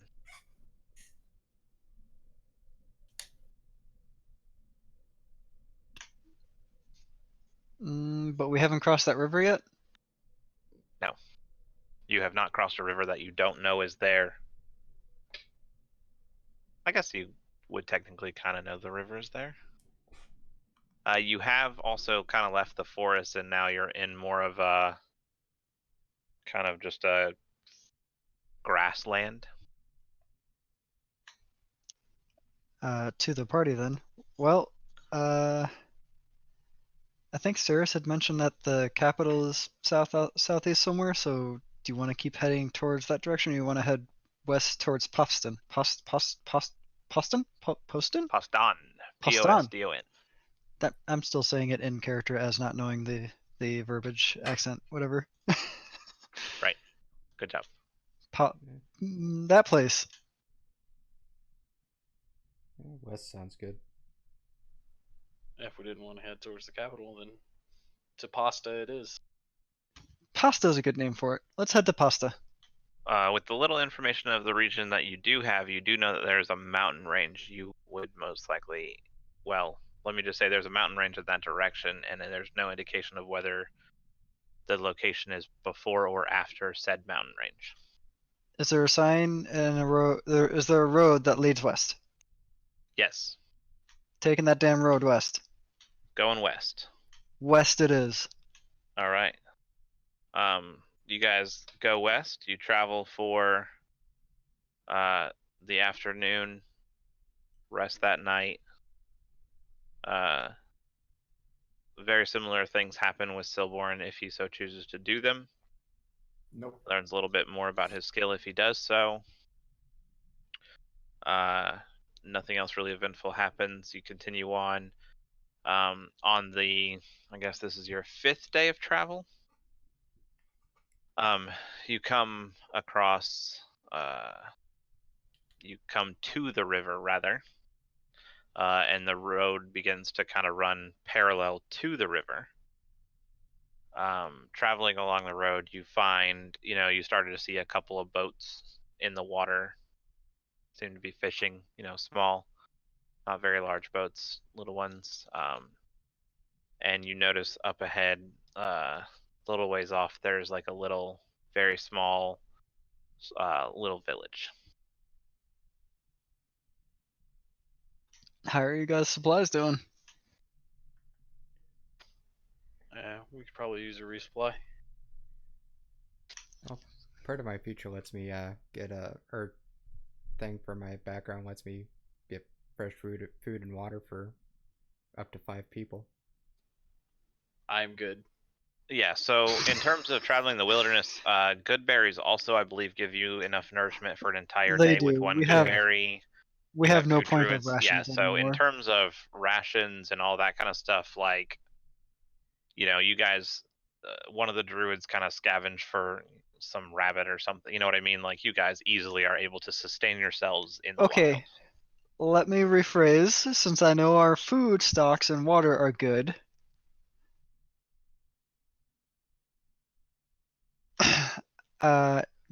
would you guys just like to stop at the village? Sure. Yeah, let's check it out. What is the worst that could happen? Let's do it. wild. Could all die horribly.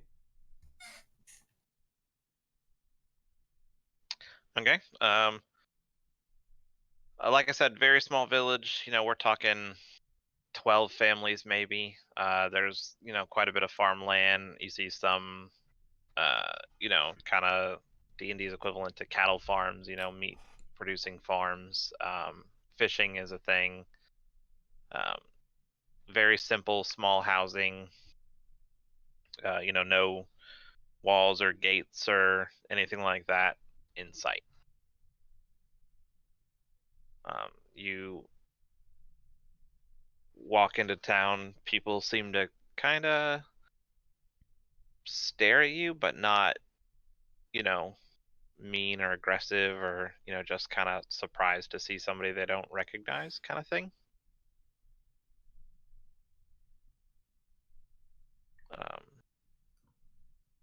What are you looking for? What are you doing? We're just here to look around at this point. So, what Mhm. do we see around town then, or around the village besides the cattle and stuff? I mean, that's it. There's people working on some boats on the shore. There are not a whole lot of people around that you can see. The few that are there, you know, are definitely kind of glancing at you, but trying not to stare, if you will. It would be nice to stay in for a night if they have one. Just get a nice sleep. Yeah, I wouldn't mind that either.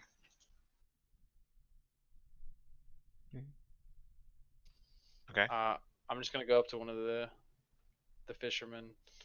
Oh, hello there. Afternoon, evening. relatively later in the day, not necessarily supper time, but afternoon. Hey, me and my friends here are taking a tour of this country. We're not from around here. Is there a good place to stay for the night? Oh, for just the four of for all four of you. Yes. Uh, yeah, follow me. Sorry, I'm trying to pull up a name generator because I gotta name this guy. He Thanks, introduces himself. Yeah, Steve it is. He introduces Steve. himself. Name's Steve. Don't reckon I've seen you around these parts before. No, I'm not from around here. Neither are my friends. Hey guys, come on. I'll follow. Okay. So it's a quick walk, but as he's walking, he's very polite. Where are you from? From overseas. Overseas. All the way over in why do I have so many windows open? Yes, I believe that is the name. Over, and why do I have so many windows open? Yes, it's very. You people suck. It's very eclectic. We call it the motherland. We call it Microsoft. I need more monitors.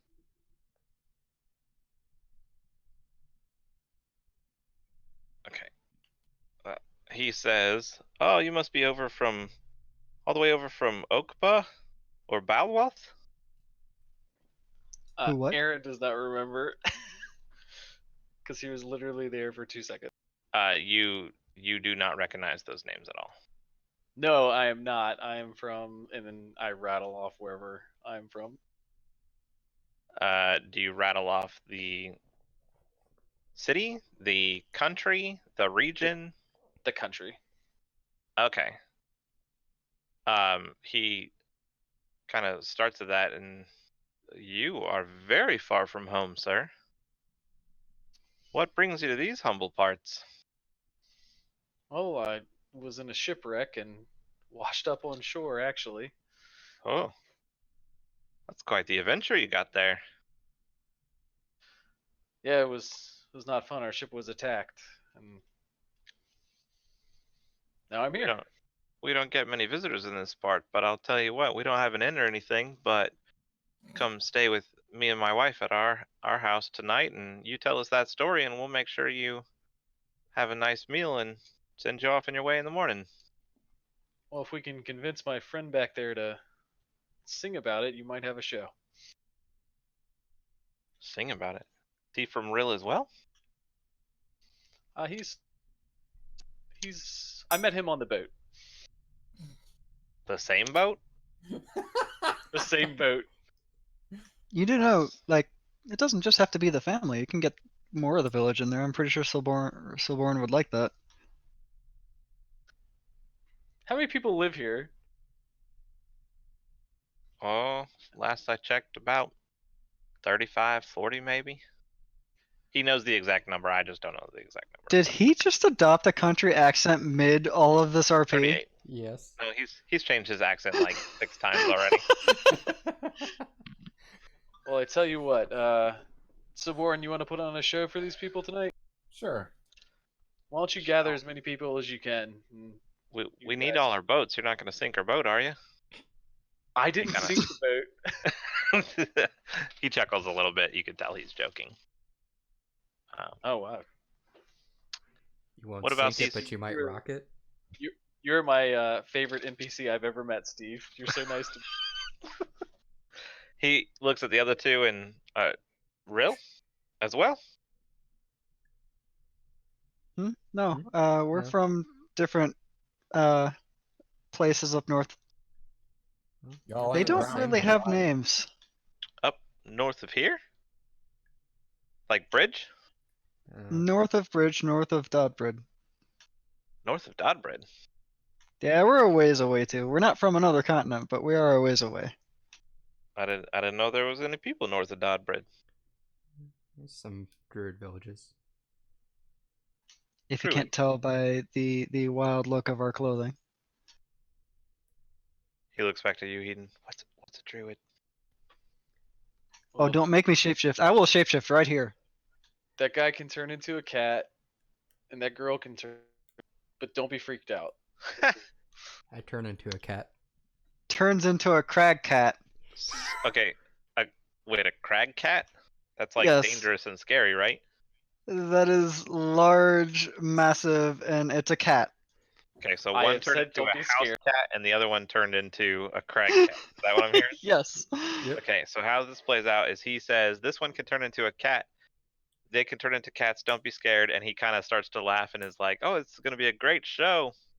And then you actually do it, and his face like bleaches, and you can see as he kind of looks to Hedon and looks to the cat. The crag cat, however, he kind of stumbles back, falls on his butt, and does one of those crab crawls backwards in fear. I sit up my hunches. Lick my front paw. I am gonna just extend the hands like, yeah, that it's kind of weird looking the first time, isn't it? He reluctantly gets up. I'm gonna offer him a hand to get up.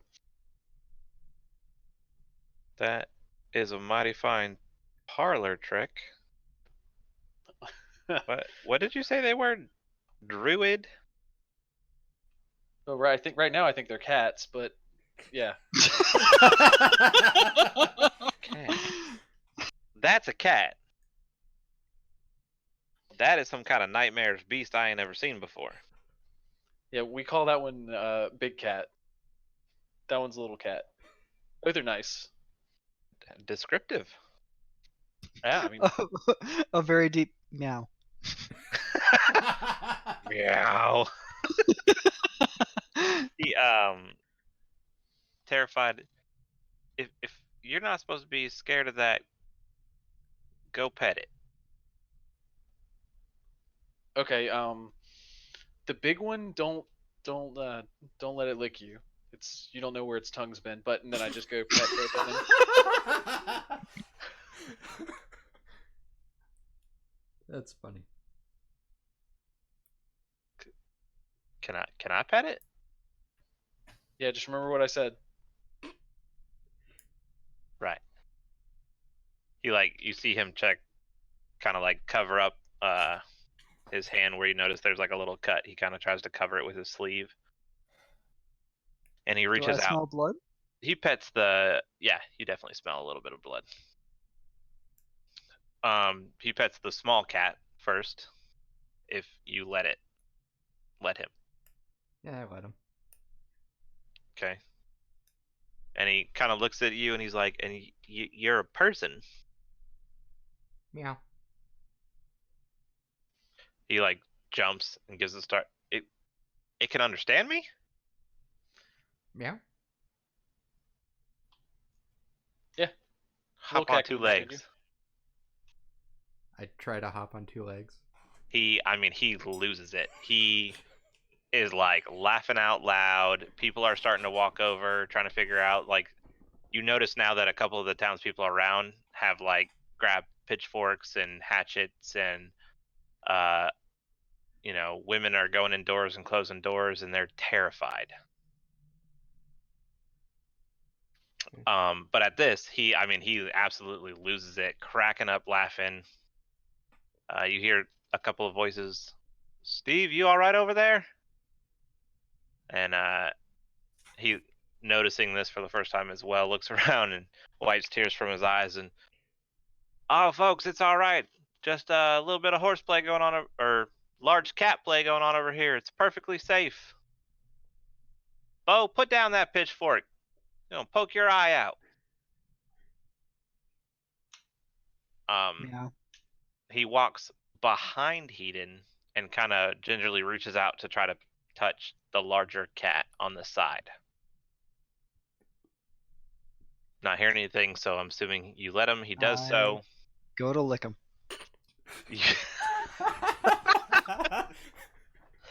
As you go to lick him, he jumps back behind Hedon and kind of pushes Hedon towards the cat to try to block it. Make an Like attack roll.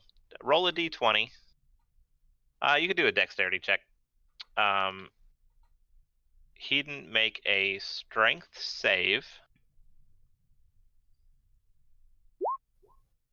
Oh wow, he caught you off guard.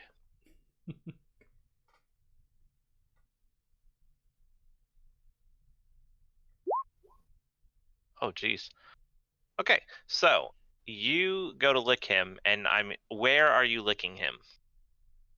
Just his hand that was out reaching towards me. Okay, so you go to lick his hand. You absolutely get a tongue full of hand. Absolutely lick him, and as you're in the process of licking him, Hedon crashes into you as he's pushed forward by this guy. I am a very large animal. I don't yeah. move. Oh yeah, it doesn't move you, it doesn't hurt you. You just feel a armored body slam into you. I make sure that Hedon doesn't fall over and help him gain his balance on my frame. And then lick him too. He wipes his hand off on his shirt and looks at you, Hedon. I hope you were messing with me. I can't lose this hand.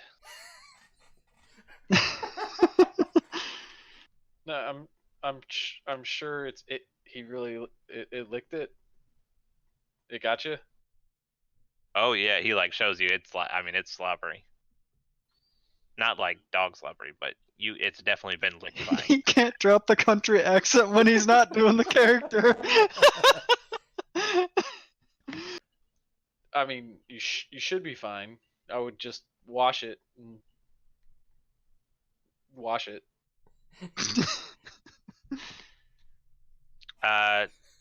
He's a little frightened and he runs off. I mean, don't. Oh fuck. I'm gonna just slowly walk behind him, just follow him to his house. He's not going to his house. He's going back over to his fishing boat.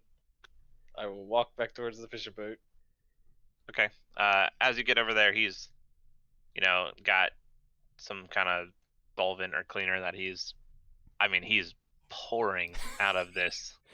Like he's using like half of a bottle of what appears to be a soap, and then walking to the river and washing it, doing it again, washing it, doing it again, washing it. He's kind of cussing as his cut on his other hand is getting soap in it and it hurts. Hey, just Freaking cats. Yeah, it's pretty gross. It just licks floors and shit from terrible places. That's why I was saying don't get licked by it. But what's up with your hand? You need some help? And I'll just cast healing word to sort of heal up his hand. Okay. Mid washing, he scrub it out his hand, and the cut on his other hand kind of just heals magically. Stitches itself back together. He's washing. And he doesn't so much notice that the wound closes, but he noticed that the sting goes away. He looks down at his hand.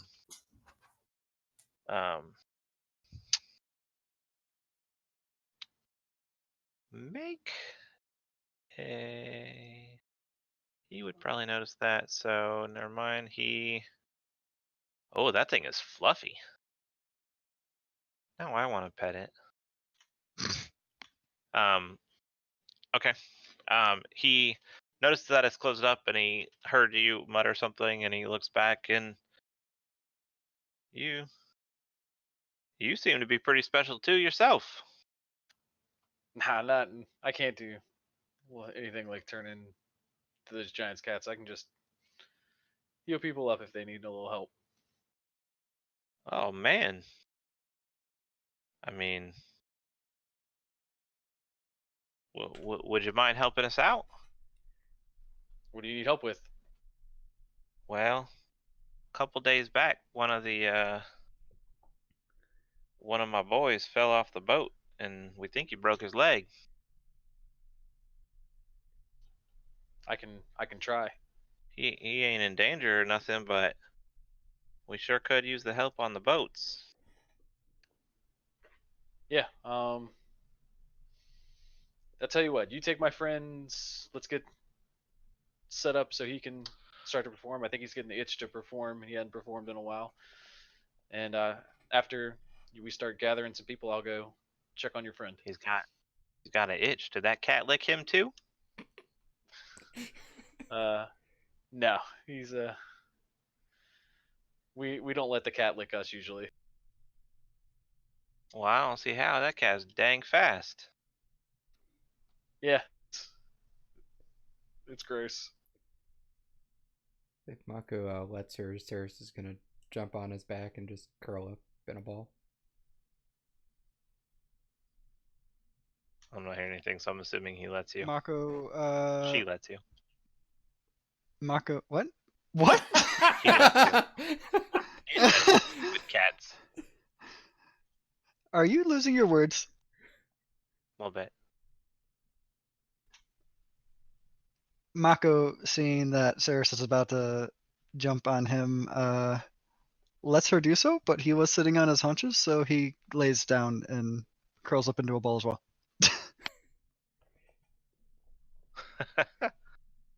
He kind of tilts his head to the side and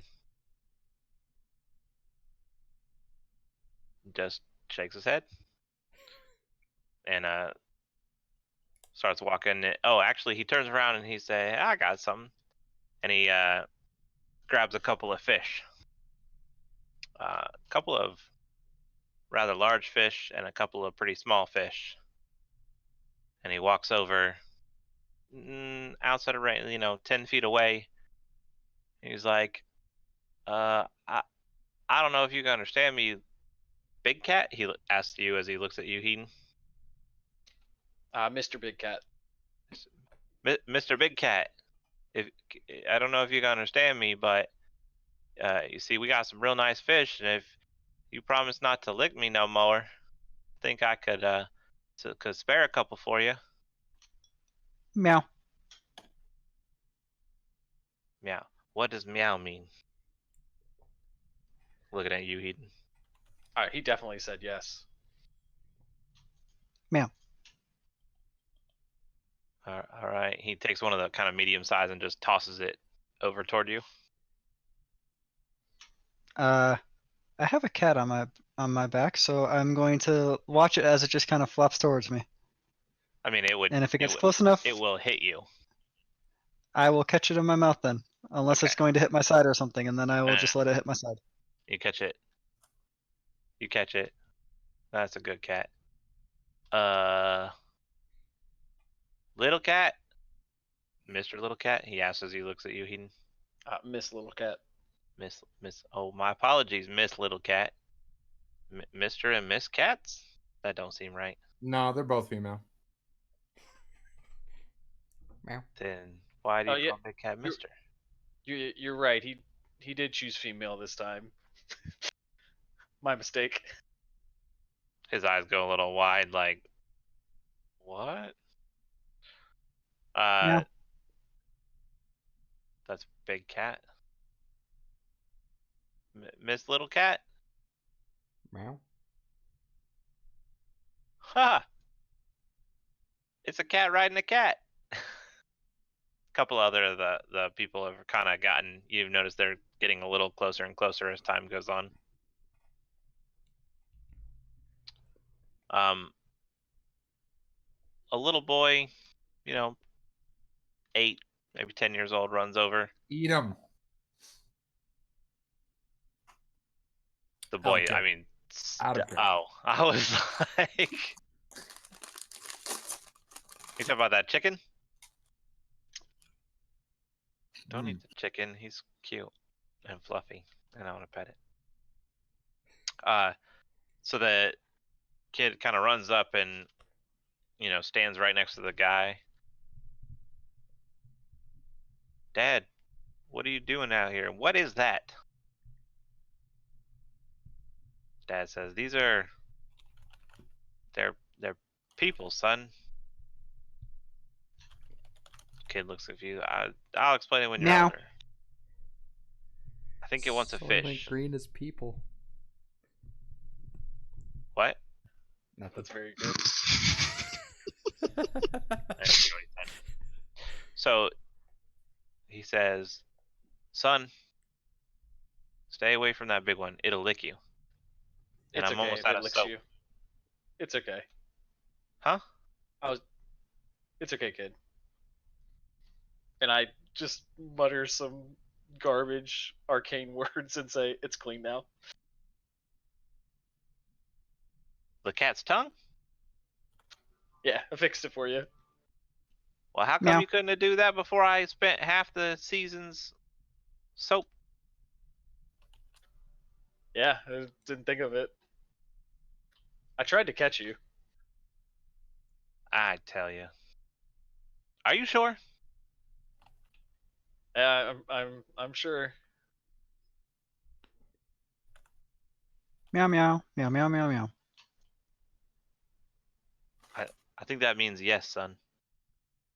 You wait here, and he kind of gets a little closer and kind of keeps his son behind him, and he's trying to give a smaller fish to Saris. Yeah. I'm assuming are you poking your head up? Are you getting off? What are you doing? Poke my head up. Okay.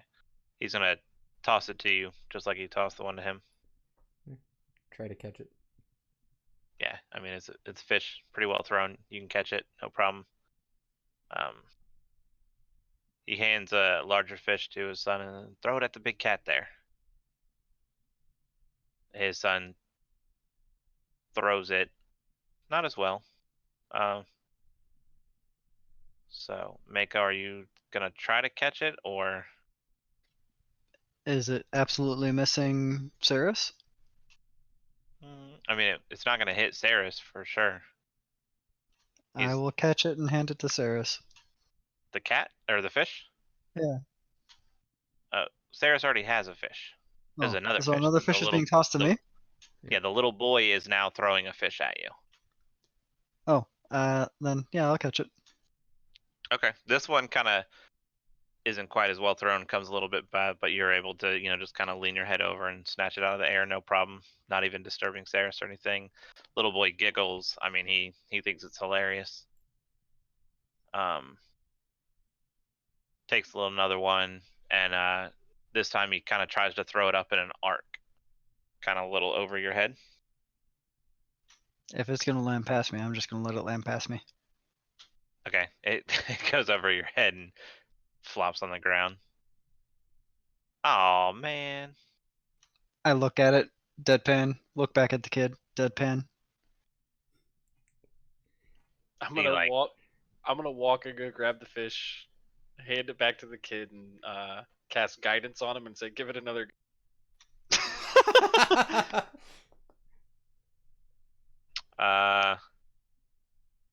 He rockets it to your face. No, he throws it a little over your head. Is it gonna fall past me again? It might clip your ear, maybe a little bit of your head, you think? I'm not gonna strain to catch this thing, so if I have to strain, I'm not doing it. I don't know what your definition of strain would be. I mean, you could point your nose to the sky and catch it. As I say, if I can just lazily catch it out of the air, I'm gonna do that. Okay, so you catch it out of the air. You have to kind of flip your head up a little bit to grab it, but you don't have to move the rest of your body or anything. So you catch it, the kid laughs.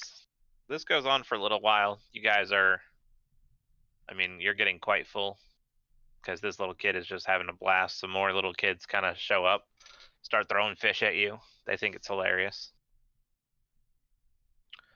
As that's happening, go ahead. How sturdy do the houses look?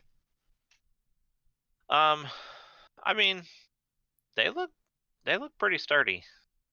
Simple, but well built. What are the roofs made out of? I mean, I don't know what the hell farms make roofs out of. Straw, hay, grass, whatever. Mud. Maybe not mud, but Are there nearby trees? there might be a tree or two, but there's no large, robust trees like you would find in the forest.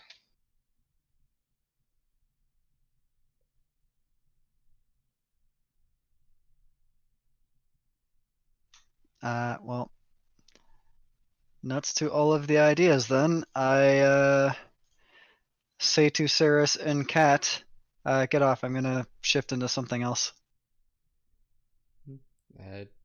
Hop down. Okay. As you stand up, all of the kids around that are throwing fish, like, jump back and kind of start going running for their parents, kind of thing. The Steve's son, kind of as you hop down, Saris kind of tries to walk over to see if it can pet you. I'll let him. All right, so he's petting you. What are you doing, Mako? Going from crag cat to giant spider and skittering up one of those trees. Oh gosh.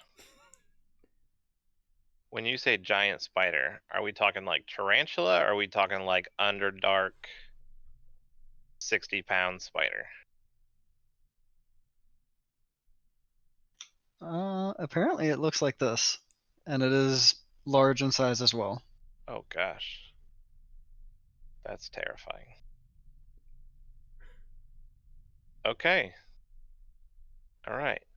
All right, so as this little boy reaches down to pet you, Saris, the crag cat turns into an equally large or larger spider, and the little boy like snatches you up and runs. If you're allowing that. As he snatches me up, I drop my form. Wait, so as he goes to pick you up, you turn back into a person? Yep. All right, roll an acrobatics check. And when I get into an This is to determine if you get it off before or after he. Okay, so he actually gets you a little bit off the ground. You turn into a person. The kid is kind of make a dexterity or another one to try to catch yourself as you're not quite standing in an upright position as you're doing this.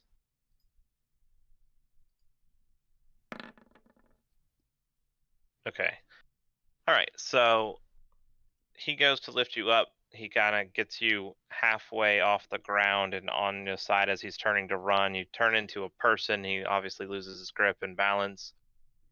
Luckily, being quite familiar with shape shifting and things like that, as you shift, you're able to put your hand down to stop your fall, and at the same time, kind of roll and grab him, and get the boy to where he doesn't fall and hurt himself or anything like that. However, he is terrified and runs off. Mako, what were you trying to say? Sorry. I'd hold on to him and say, "Nah, it's all right. It's the same person." I get up into the tree and unshift and sit on a branch and look at him. Look at the kid. Okay. The entire village now that is here.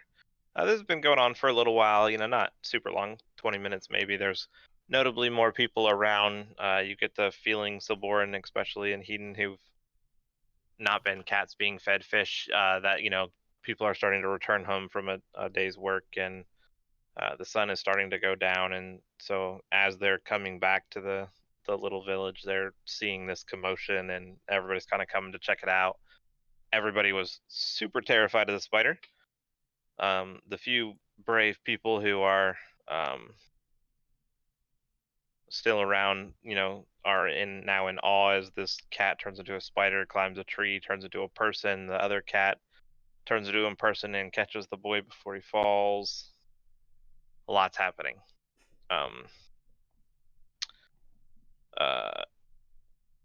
You notice the guy in the back is kind of running out with a pitchfork. Steve is, "Oh, what'd I tell you about that pitchfork? Put that thing up." Looks back. Well, now that we've lost a good portion of the day's catch, how about we go ahead and take this spectacle back? He Yeah, says sounds that good. to you, Heaton. Okay. He also is like, so you were talking about some kind of performance for the town? Yeah, my friend back there is city renowned. City renown. Never heard of him. I speak in Druidic to Saris and go, I am going to be pooping bones for weeks. Gross. Say back, you ate the bones too? I was a crag cat. I can't really be picky about what the fuck I eat. Well, I made Yes. sure to crunch them a little bit so they're going to be smaller. good luck with that. Oh, it's going to suck so bad. Um, I'm glad I was able to be a bit more picky. good old house cat. Lucky you. One of the kids around you, Mako, the same boy who first threw you the fish, tries to repeat "lucky you" in Druidic. He's just trying to copy what you're saying, has no idea what it means. He and Steve's going back to talking to you, and he's like, "Well, y'all are welcome to stay at our house, but you know it's just a few minutes down the road. The whole town doesn't usually meet except for on Sunday for fish fry."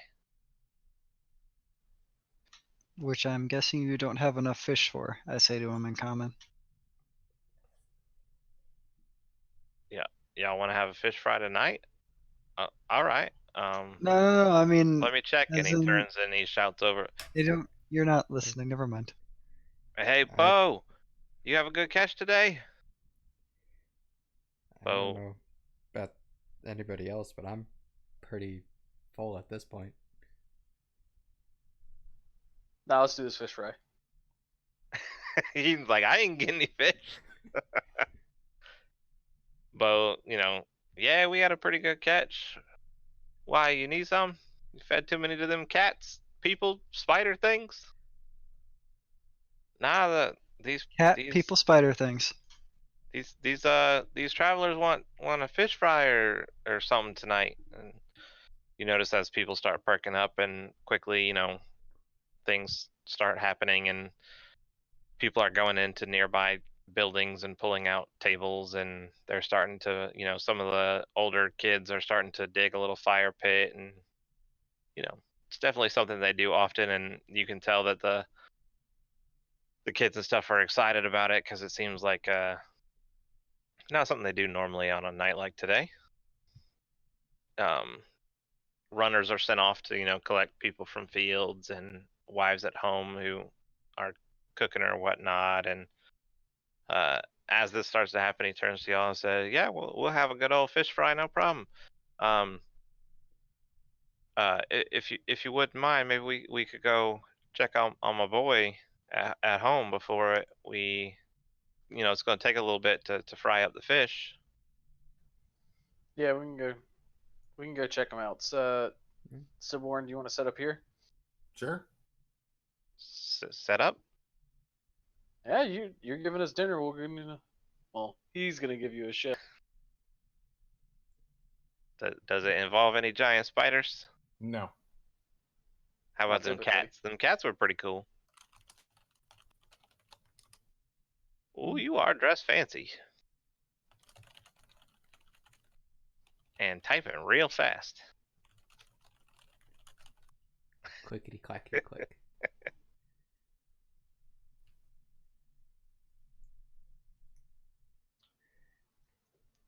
And while he's setting up, I'm gonna go with Steve. Okay. I'd follow along. Okay. You guys go to, again, nice house. Not, anything spectacular. Very sturdily built. Pretty close to the river. Looks kind of the same, kind of different than all the others. He walks up on the front porch, walks in. make it go by fast. Introduces you to his other boy in the back, older. Has a splint on his leg, laying in bed. Not, not life threatening or anything. Just kind of taking him out of work for a season as he tries to heal the leg. He has a set of makeshift crutches made by some branches sitting next to the bed. All right. Oh, sorry, Saris, you wanna help me out with this? Sure. Maybe. All right. Hey, kid, we're gonna try to fit you up, and I'm just gonna take one of his hands. Okay. Steve at this point has kind of introduced you. He's, obviously told the boy what you did for his hand, showed his hand off, no scar, nothing like that. Can I check his leg just to make sure that the breaks is set okay? Or if we heal it, it doesn't heal wrong? Yeah, make a medicine check.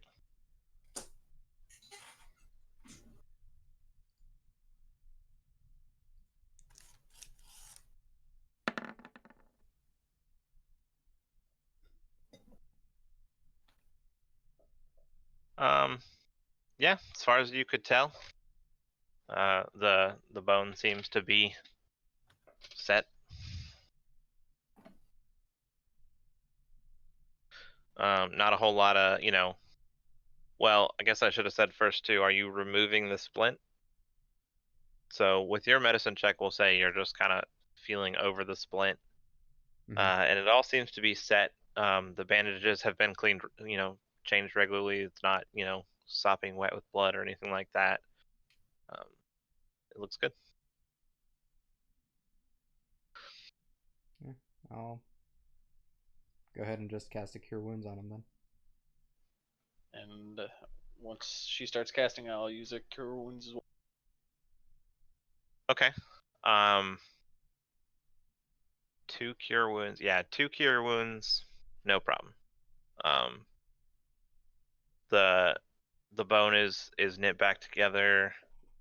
The youth laying on the bed, kind of goes rigid and gasps, and not being accustomed to arcane healing, is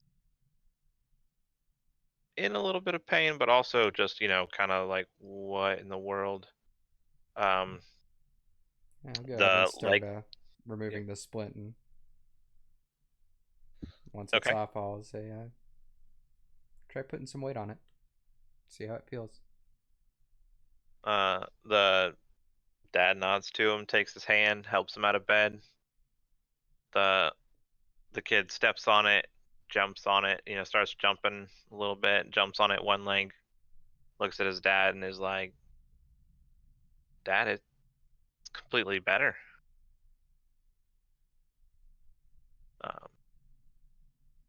The dad, tough guy act, but you can see, little wetness in the corner of his eye. Looks at you and thanks you. Goes out to the living room where his wife is, and they show off to her. She's overjoyed. They're all happy, clapping, singing your praises. Tells her, go in the cabinet and get that bottle we have. This, no better time to celebrate than now. You see her pull out a bottle of something, and there's a wax seal on the top of it. Looks like it's pretty nice. They grab some things, spices, whatever they need for the fry, and depart with you. By the time you guys return, it's been, I guess, not really that long, maybe 20-25 minutes with all of the family celebration kind of stuff, and you guys get back and the fish fry is well underway. There's fish cooking over an open fire. There are tables of wives preparing all the stuff that goes with fish. Lively small town party, very quickly and very easily thrown together and started. Silborn is I'm not sure what you're doing to set up. There's no stage or anything like that. No, I'm not going to set up anything elaborate. I'm like maybe a stool to sit on, so I can Okay. play my lute. Yeah, you ask for a stool. One of the boys easily brings you, a stool and sets it in front of you. Silborn and Mako, you can easily get a drink of, wine, ale, water, that kind of thing. I'll have a little bit of ale, but mostly water, just to make sure I'm good. Okay. Heaton, you come back. Silborn looks ready. People are, in the flow of things, getting things prepared.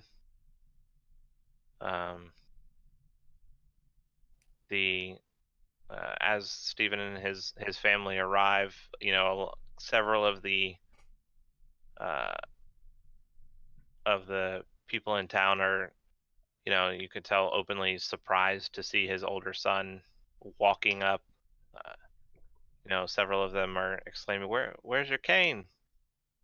You ain't supposed to be out of bed." The one guy in particular runs over there, noticing he doesn't have a splint or anything, and immediately starts, probing his leg with his fingers and checking, looking up at you, Heaton, and did you do this? Well, not just me. She did it too. Man, I mean, I splint that leg not 3 days ago. There is no way it is healed naturally by now. We helped it along. Yeah, we just sped up the process. Man, that's a nice handy trick there. Is that something you could teach someone to do? I could not. It would probably take a while.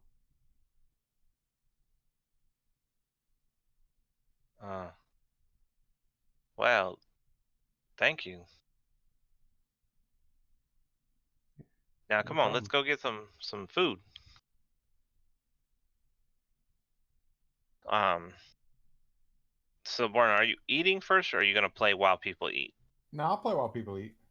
Okay, so, not a couple minutes later, you hear, someone yell out something you don't quite understand, but as soon as it happens, you notice people. Steve takes Heaton and Sayers kind of to the front and grabs some makeshift wooden plates and, basically puts you in the front of the line to get your food. As you get your food, you get some fish, you get some sides. He kind of shows you, this goes on this and that goes on this and this with this. Kind of makes your plate for you kind of thing. Hands it to both of you. Mako, you'd also be, because you're part of the party, you would be in that group as well. Silborn, you are actually brought a plate. Even better. And it's sat, on a stool next to you. They bring another stool over, just set it on it next to you.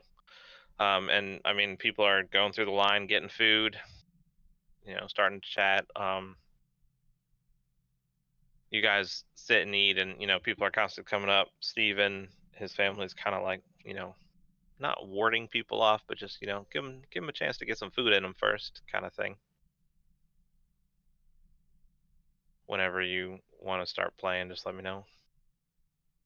Or whenever you want to start playing, just make a performance check, because that's what's going to have to happen anyway. Okay. Once. I mean, I can't eat. I'm not going to eat a lot. I want to try and play and get people involved while they're eating. Just kind of give them an idea. I mean, like I said, there's only 35 or so people in the town, but you guys did get your food first, so you could easily take a couple of bites, and about when the line gets about halfway through, start playing. Yeah. You start playing, and you start playing, and kind of the line, you notice the line stops, and kids quickly kind of jump down from their stool and run over with plates or piece of fish in their hand or whatever they have to sit in front of you and listen. And adults are kind of not mesmerized, but definitely not used to hearing the quality of music that's coming. Getting their food, but glancing over at you, definitely, shaking their head to the music, tapping their foot, that kind of thing. Very lively party. Very fun. Everybody finishes eating. Suborn, you do your performance. At any point, are you changing from music or stopping to eat? What are you planning on doing? Once people are done eating, I'm gonna see if I can liven it up for more of a dance beat. Okay. Yeah, as soon as you start livening it up,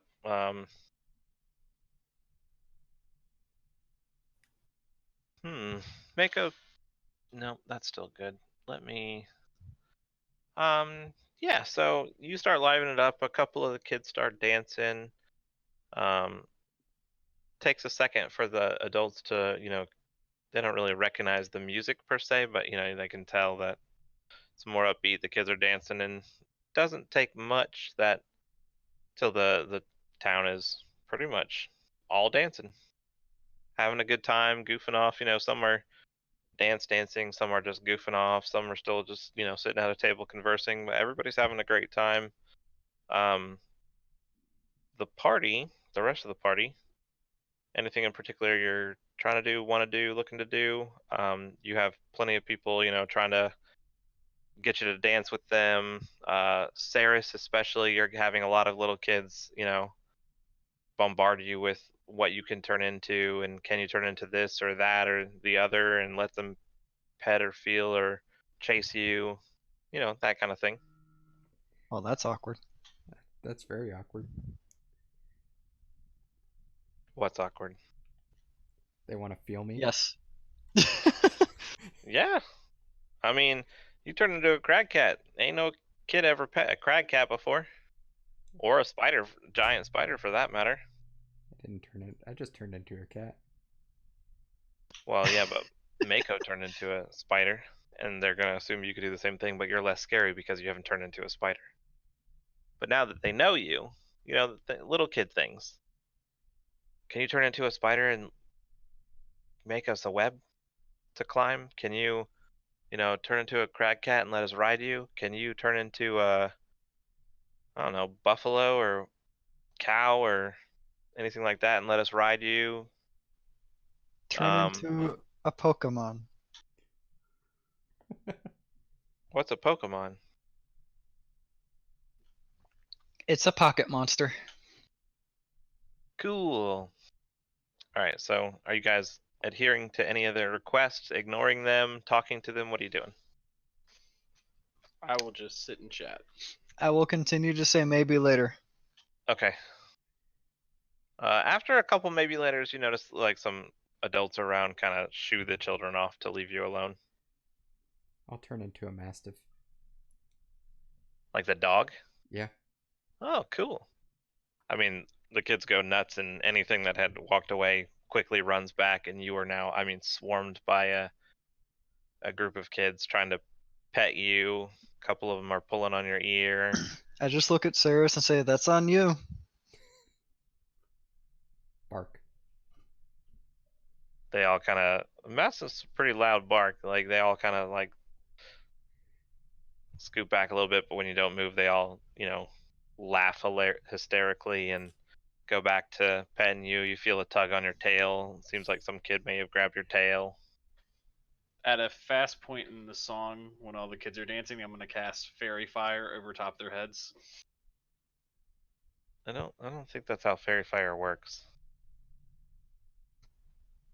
So If you're taking the literal of it, it needs to target. So if you want to be Okay, literal yeah. about it, he can cast it I'll on like the target. trees or anything like that. Yeah. Hold on, let me double check.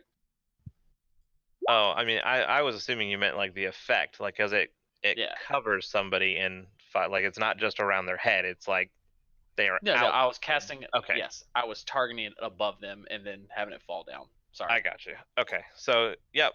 These are kids. They don't know how to resist, let alone would they be able to. So they How many people? Is it everything in the area?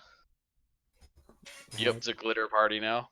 Oh yeah. Just made Every a freaking rave. every one of these little kids is like outlined in what color are they outlined in?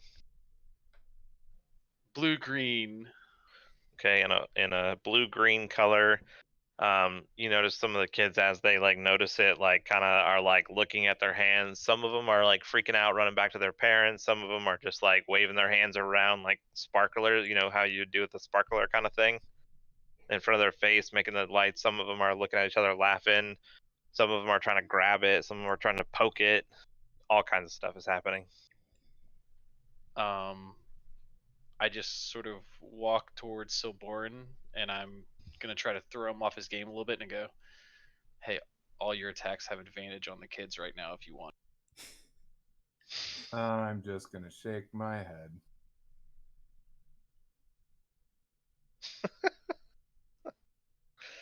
It's terrible.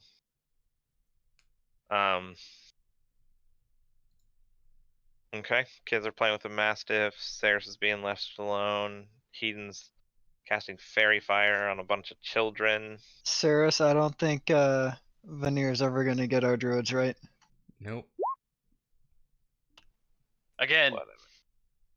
You cast it again? It lasts a minute. Gotcha. Okay. So do you do it before it fades or after it fades? probably right after it fades. Whenever I notice it fades. Okay, so it fades away. Some of the kids are kind of like, haha. This time, a few of the kids have now linked it to you.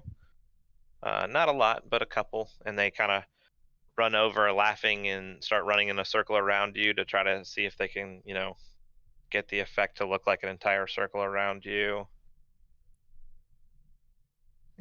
Shenanigans like that.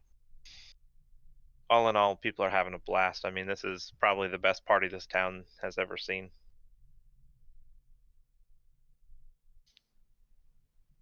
Anyone else want to do anything else before the party The concludes? shenaniganery. Okay. As the starting to get kind of late and stuff, Steve kind of walks over to you, Hedon, and kind of stops the children. And at this point, the fair fire is probably gone. But he walks over and he's like, "So, you've done plenty, but if it's all right with you, we'd still love to hear the story.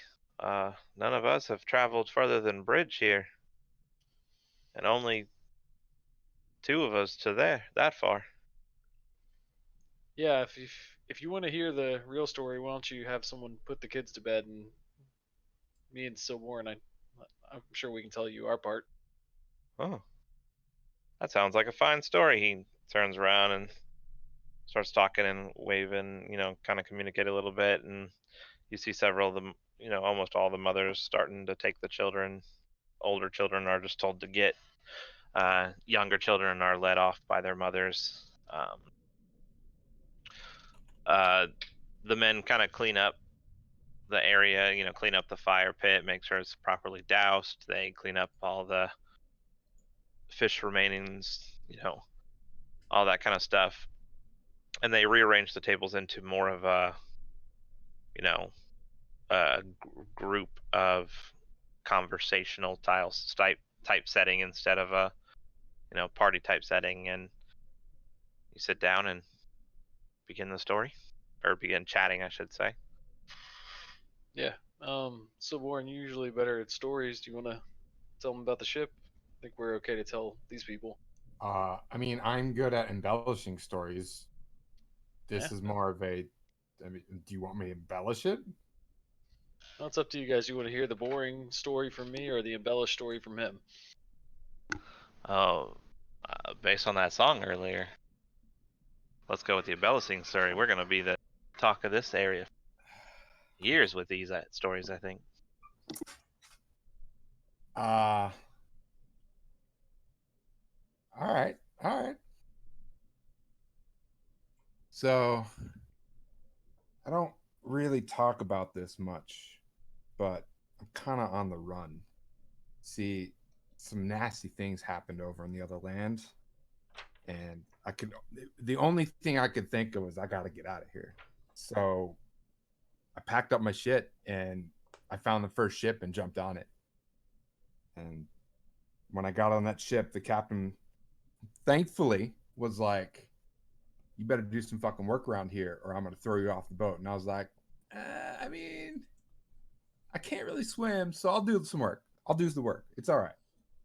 So I'm on the ship. Captain's pretty good.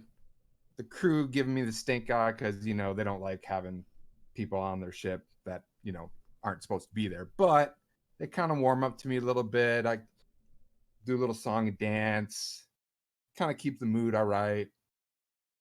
And then when I come to the next town, and there's this guy, everybody finds him a little weird, a little unsettling. But hey, he paid the captain pretty good. So he got on the boat. And I know what you're thinking. Is it that guy? No, it wasn't that. And I'm pointing at Hedon. I was like, no, it's not that guy. A different guy. But thankfully, we didn't really have to deal with that guy very much. So Hedon and I, you know, we're getting along pretty good. Come to find out his god, I can't remember your god off the top of my head, Hedon.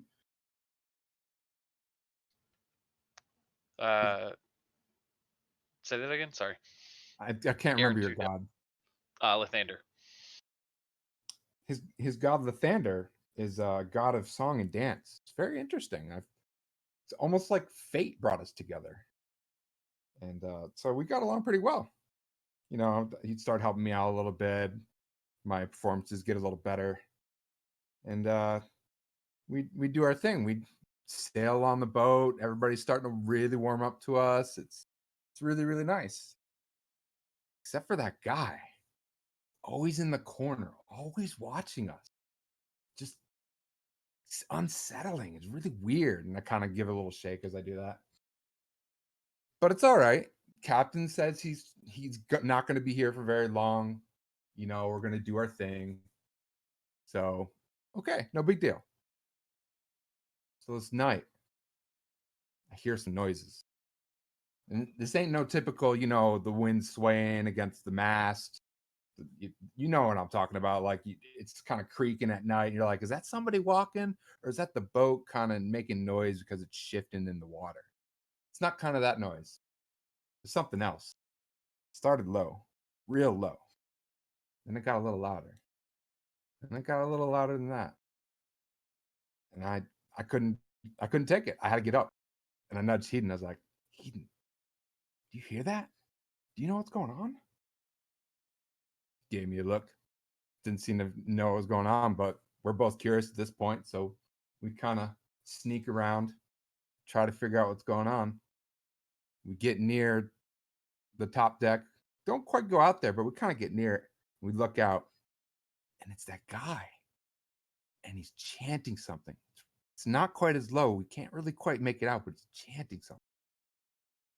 It's really unsettling. Both me and Hedon could feel it. Like, it was right down to the bones, man. It was not right at all. And something, we couldn't tell what, but something started coming out of the water. And I was like, we got to get the fuck out of here. So we go grab our shit and we jump off that boat. And next thing you hear is the whole thing explodes, cracks right in half.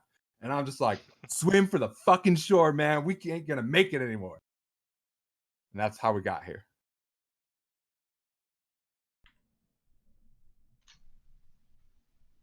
Performance check? No. That was the performance check. Right. I mean, they're all on the edge of their seat. They're all gasping at the, you know, appropriate moments when you wanted them to. I mean, that was,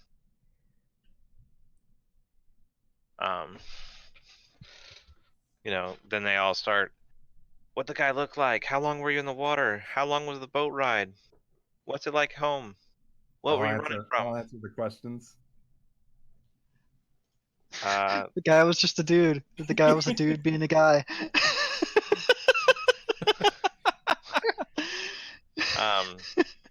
Oh. What were you running from? Why'd you have to leave home?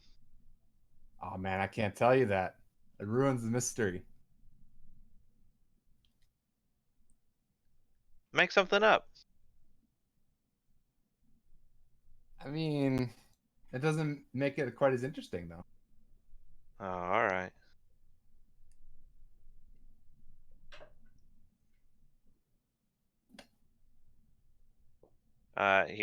They look at you, Heaton. So why were you on the boat? Were you running with him? Not with him. But I was running. Oh, what were you running from? Captured a slave on the boat. You were a slave? For a little bit. Man. But with all the things you could do, how could they make you a slave? I was a useful slave. That ain't right. It's not. Unfortunately, that's the world we live in.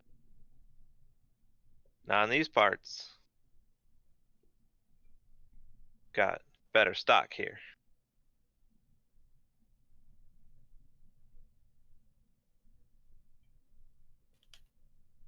What about you looking at Saris? You come from Rail too? No, you said you came, and Steve pipes up and said, no, he said he came from north of Dodbrid. North of Dodbrid? There ain't nothing north of Dodbrid. Yeah, there's some villages up there. Villages? I never heard of no villages up there. Oh. Hadn't heard of druids before, so kind of explains that. They all kind of look at Steve like, that's a druid. We've been kinda- over this. That's why you guys saw the animals at this at like the new animals, the crag cat and the house cat. Crag And cat. The big cat and the little cat, the spider. and the spider, and the dog. Huh. So you're like animal people. Not really. But you just said you were like crag cats and house cats and Well, we can spider people. turn into animals. Yeah, we saw that. That was cool. We can do other things too. Ooh, like what? Were you the ones that made that glowy light? On the kids? Well, not us, but I think we actually can. Can you do that? I think I can do that. I don't have. You don't that know? I don't have that spell ready today. Huh. Yeah, so I could probably do that too then. Steve pipes up and points to Saris. Saris can also heal. He helped my boy.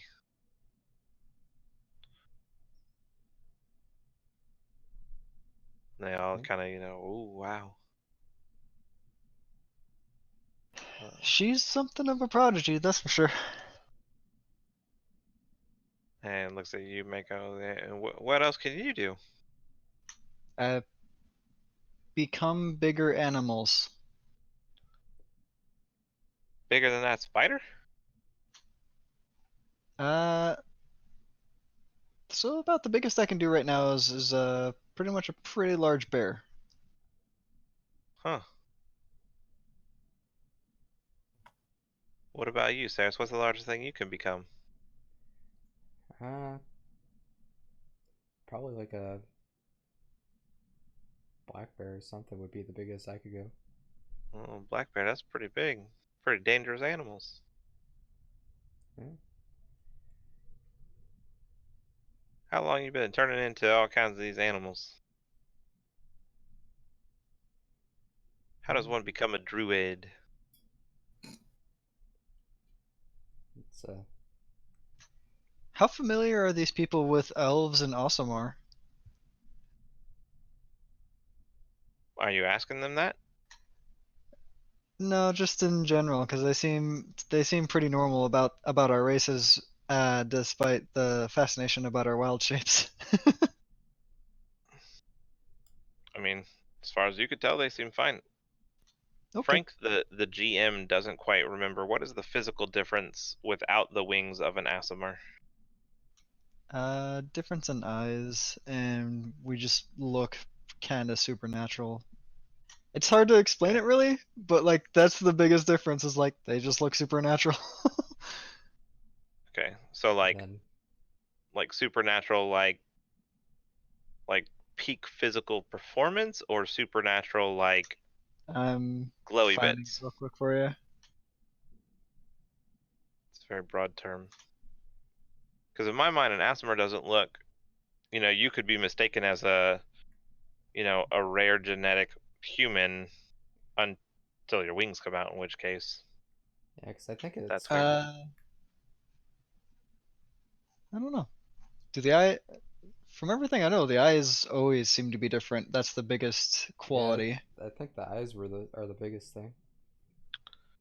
Yeah, but are they different color, pigment, shape? Do they glow? You know what I mean? Like different could be, if you've never seen a blue-eyed person in your life and you see someone with blue eyes, you're like, whoa.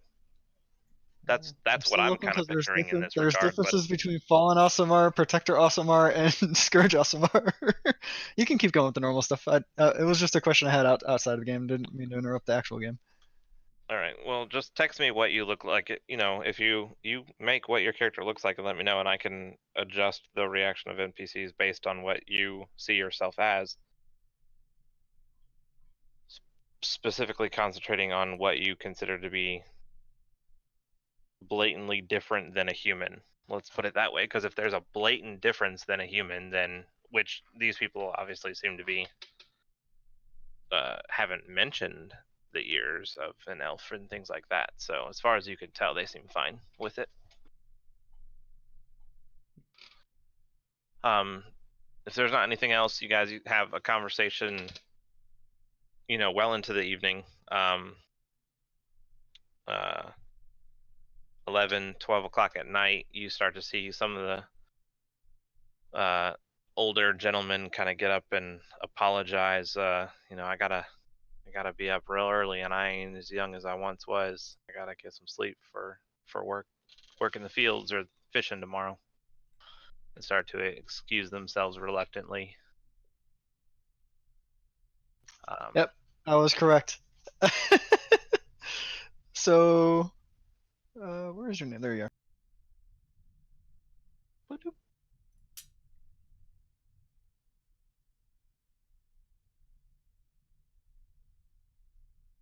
Oh wow, okay. I did not read that line before. So after this encounter, we will adjust that accordingly. So, okay.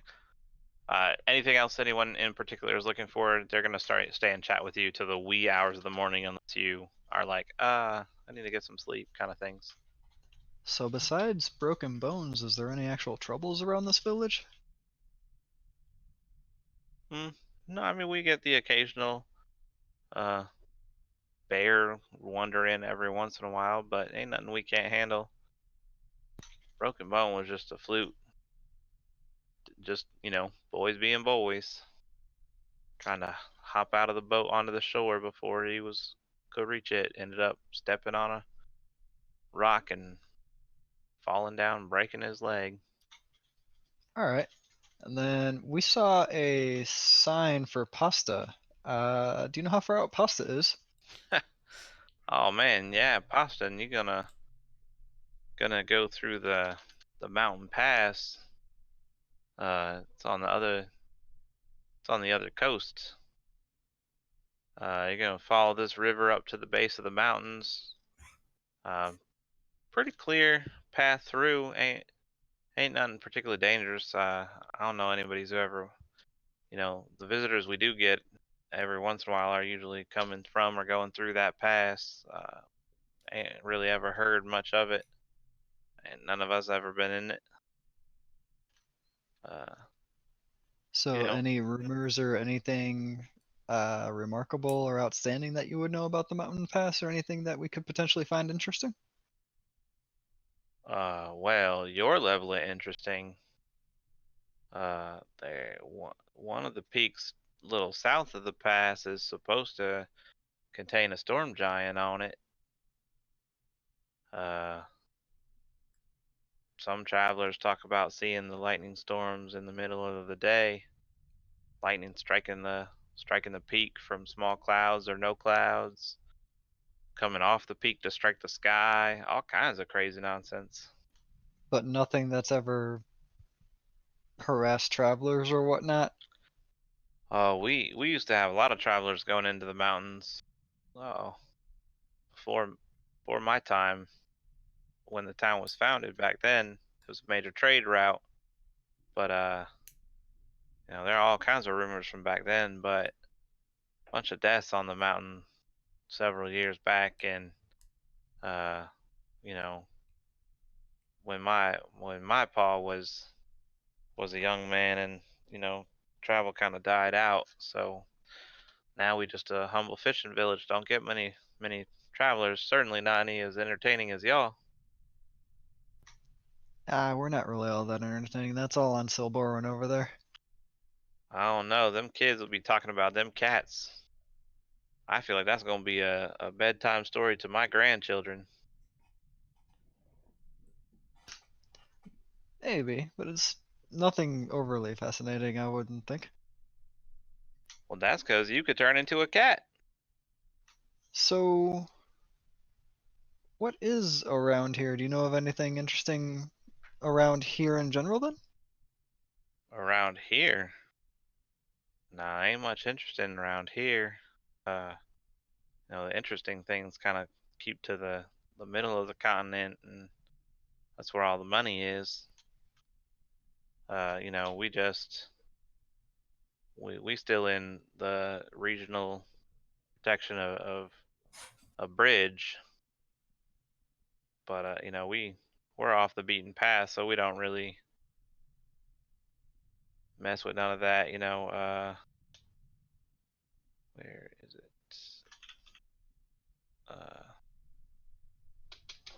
We know we High Lord don't. High Lord goes to bridge every once in a while, and a couple of the boys will go to try to catch a glimpse of them, but we don't really. We keep to ourselves. We have a good time. We simple folks down here. So do you tithe to Bridge or anything like that?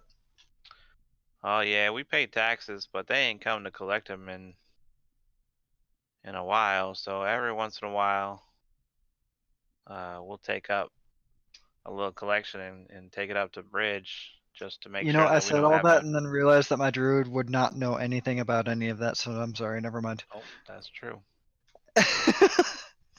So he basically says nothing particular. It's pretty regular place, simple place. He does talk about a few things that kind of you may not have heard about. Specifically, he talks about the regional protector, and he mentions that his regent, ain't come up this way in a long time. Are there any other villages before the mountain pass? Or after it?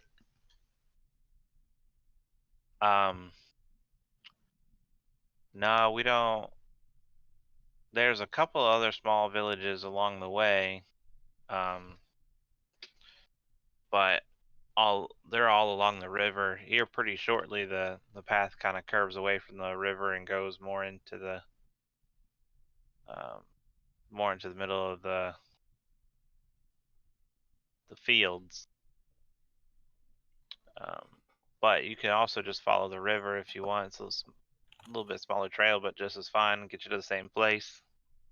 There's a few other little fishing villages up that way. Once you hit the mountain pass, I've never actually been to the base of the mountain myself, so I'm not sure.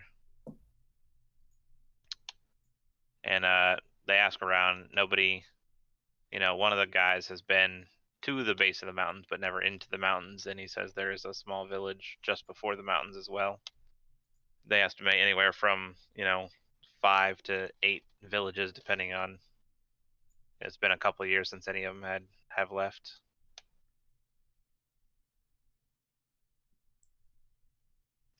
All right.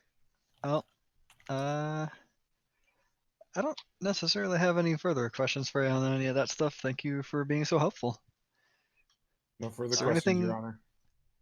Is there anything we could do to help out around here? I mean, we did eat a lot of food or take up a lot of your resources.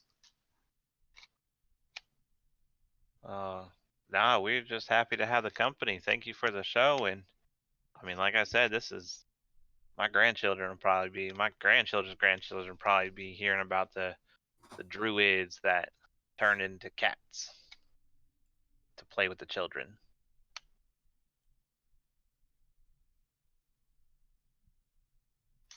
Well, I'm glad to provide stories then, I guess, especially stillborn stories. His are definitely better than turning into cats. Practice, my friend. I'd never even heard the one about how you guys actually got here. This is very entertaining. I mean, you never really asked either. It's true, but I was more interested in, other things at the time. Several of the men laugh. Haha, we know what that means. What's her name? They all kind of like look at Saris. I give him a kind of knowing nod. I'm like, yep. It's the top one, though. Saris blushes. Mako blushes. They- I mean- Mako took a while to connect the dots, and then his face just. Apparently, it's already luminous, so now it's just like glowing luminous, like reddish pink. They roar with laughter. How long have the four of you been traveling? Seemed like an odd group individually, but all together.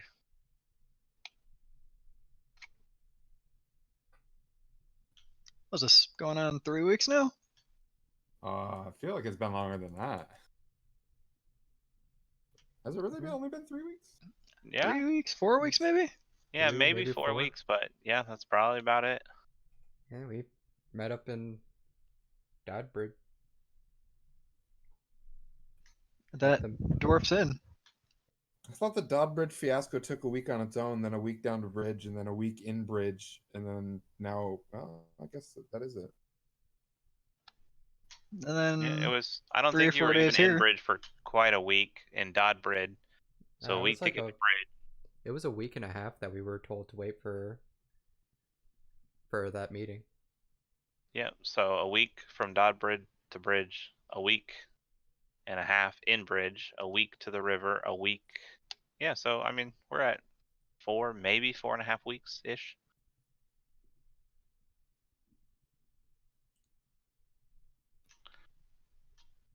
Man, you adventurers lead some exciting lives. I'll stick to my trusty boat and these delicious fish.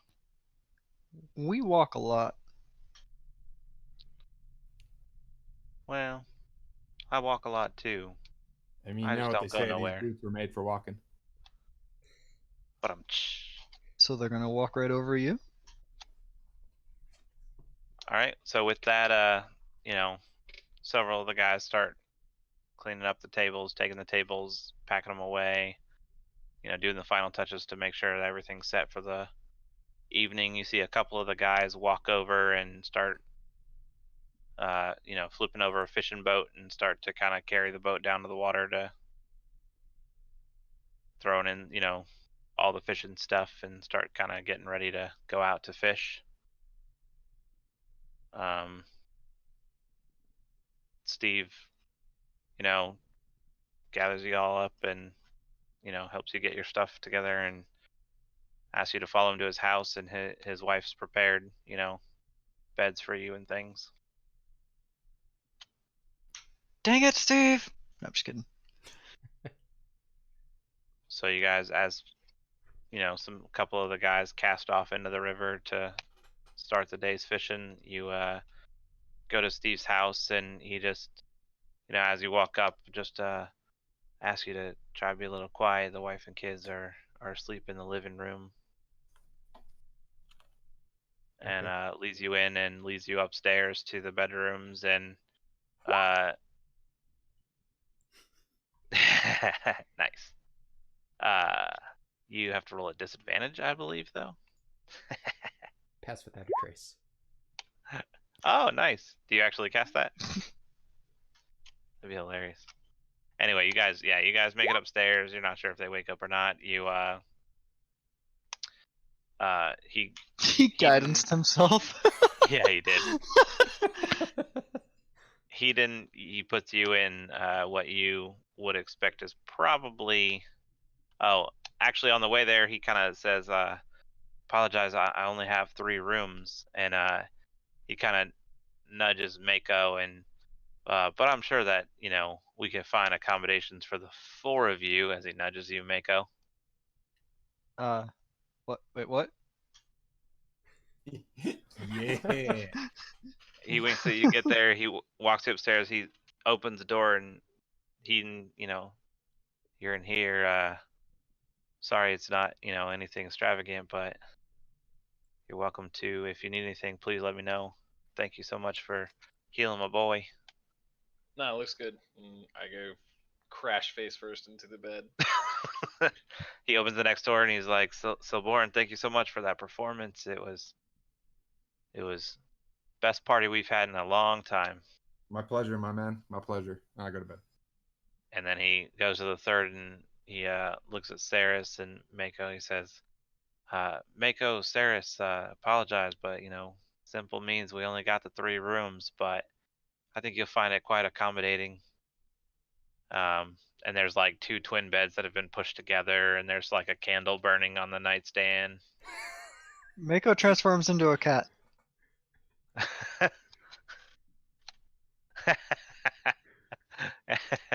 And yeah, there is 2 twin beds. There's no candle or anything like that. That was me laughing at myself. But there is 2 twin beds that have been pushed, very close together, but not all the way together.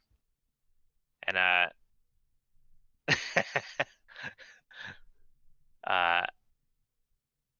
the yeah, so he gestures you in, and as you transform into a cat, he's like, "Well, that'll make cuddling a lot easier, more comfortable. Enjoy your night." And he kind of winks at you, Mako, and gestures you into the room.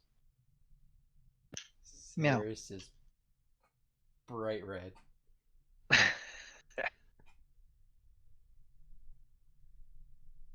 Okay, but do you enter the room? It's not like he wanted to sleep together, Baka. Baka. Yeah, she'll walk in the room. Okay. Mako, you transformed into a cat, right? Yeah. He's gonna kind of like pick you up and kind of toss you onto the bed and be like, "Go get her, Tiger." I'm absolutely dodging that being picked up. Okay. But he's a cat, not a tiger. Oh, Tigers I are a will. lot bigger. I will walk into the room regardless, though. Okay. So you walk into the room and he still, kind of gives you a wink, closes the door behind him, goes downstairs. I on shift immediately go to Saracen and say, "They presume much." Yeah, they do. And then take it a step further and be like, "Of course you don't have feelings for me like that. I know you don't."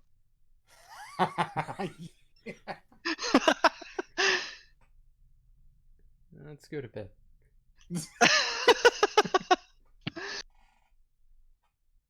Still bright red.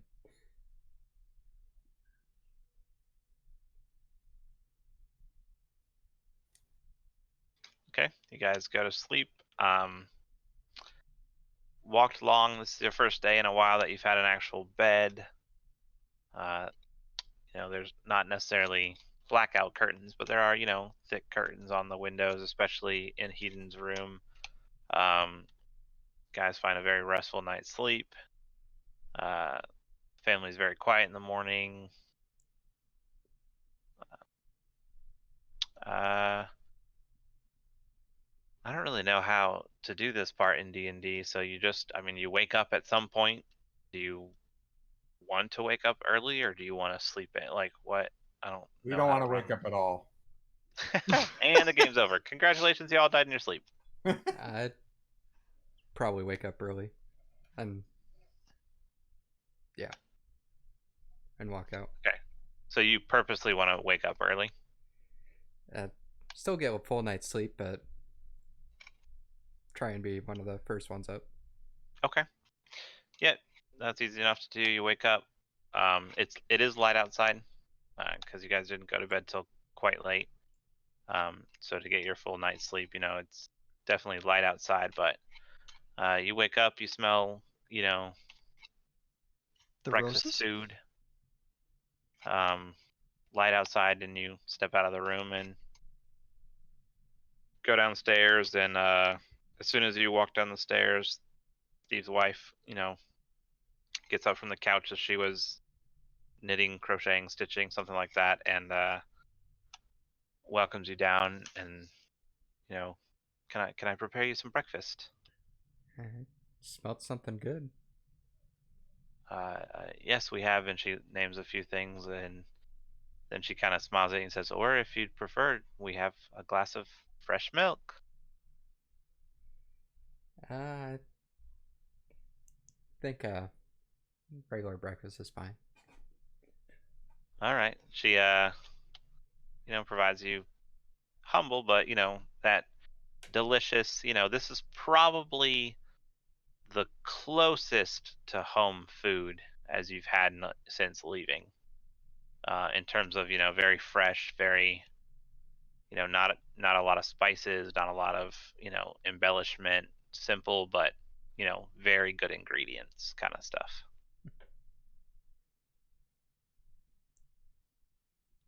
It was very good. Thank you. Eventually the rest of you kind of come to consciousness. Same kind of thing. As soon as you collect yourself and go downstairs, she prepares you breakfast, eggs, bacon, sausage, whatever they have, she offers to you and cooks and prepares for you as you come downstairs.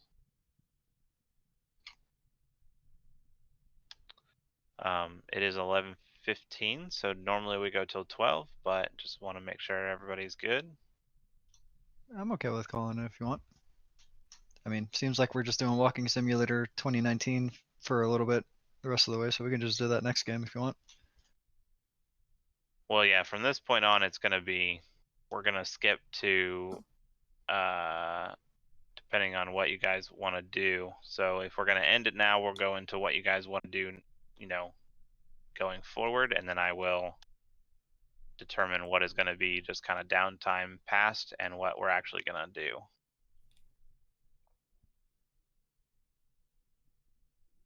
I don't mind ending it here. You don't mind what? I don't mind ending it here. Okay. All right. I've heard two people say they don't mind ending it, and nobody said that they want to keep going, so we'll just end it. but Mako let's will go ahead. awkwardly walk down the stairs too, since he knows that Saris absolutely left the room in a hurry. So from here, obviously traveling on the road you're going to, where is your destination? Pasta. Currently, pasta. Okay. Are you interested, curious in checking out anything that you've heard about in the mountains, or finding further information in the next villages, or are you, we're going to go to Poston? Oh, well, absolutely. Check out other information, especially on the Storm Giant, but currently seems like Storm Giant's not mean guy, so. Okay. Through your travels along the river, you hear almost every village, similar to the one that you did now. They, are more than willing to throw you a party. Very nice people. One of the villages had a few people that were kind of standoffish, didn't seem to like visitors. Through the, several towns that you kind of pass before the base of the mountain, you definitely hear almost everyone a different rendition of a storm giant being on the mountain. They talk about him being immortal. They talk about him been there, and he's the reason that they're no longer a major thoroughfare because people tried to blow holes in his mountains, and he took vengeance on them. So this simple path is the only one. You heard tales of it being super treacherous, to it being a easily traversed path, to it being a fantastic path that is in disrepair, and everything in between. But the one consistency is they all do talk about the storm giant on a mountain in the southern peak that's not easy to reach, and nobody's tried going there in decades. I say let's check it out. So we'll end it there. You guys use Discord to chat and determine where you want to go. As we'll pick up next week when you're in the base of the mountains.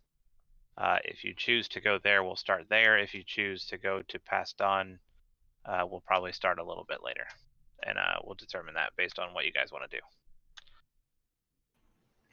Okay. Okay. And then the only other thing is just a DM, because Frank is new at this. Would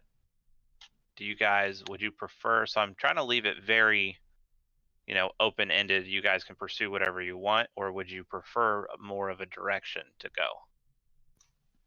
I feel like you really need to give us more plot hooks, even if they're not like towards a main story that you had. I mean, we had one, but right? There was a clear one with the Blood Elf person, but Yeah. why the hell would any of our group want to chase that? That's So- all I can really think of is more plot hooks and more plot hooks, and they need to feel rewarding and stay rewarding, not we get rewarded and then all of our shit gets stolen. Well, your shit got stolen because one of your party left. But I don't even think that Zandri would have done that. You don't know that she did.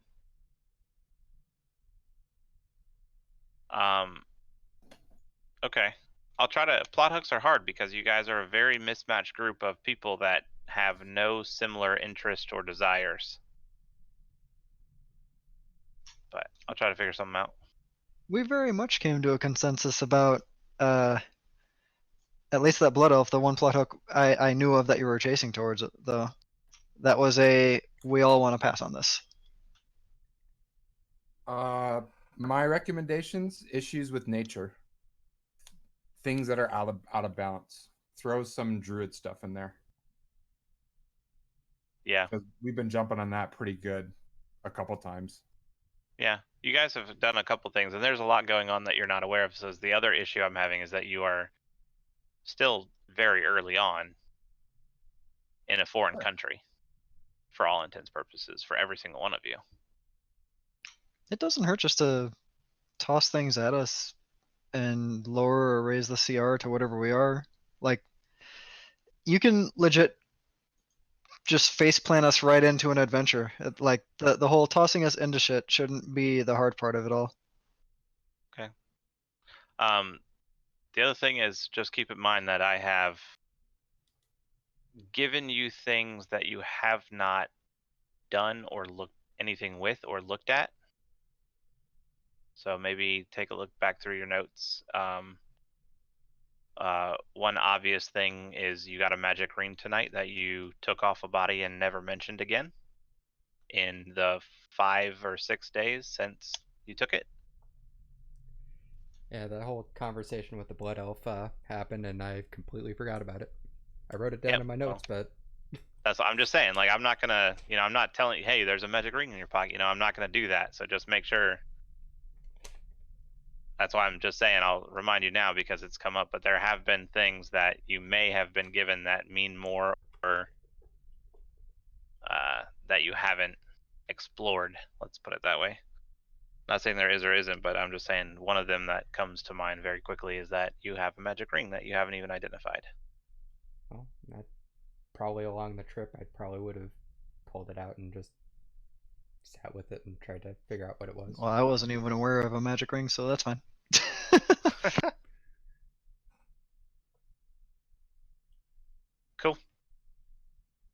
So like I said, just use chat to kind of talk amongst yourselves during this journey, and kind of based on the information I've given you, feel free to ask questions based on this. You know, you got another probably 4 or 5, actually probably maybe even 6 or 7 days on the road before you reach the mountains. No, probably only like 4 days on the road, passing a couple villages. So shoot me any Just- questions or what you guys, discuss among yourself what you want to do, and we'll pick it up next week from there. Everybody good for next week? Yeah, it should be. Yeah. All right. So we'll do it next week. Get back onto our normally scheduled weekend. Cool. Alrighty. All right, man. Thanks. I think I'm good for next weekend. Okay. Well, hopefully you are.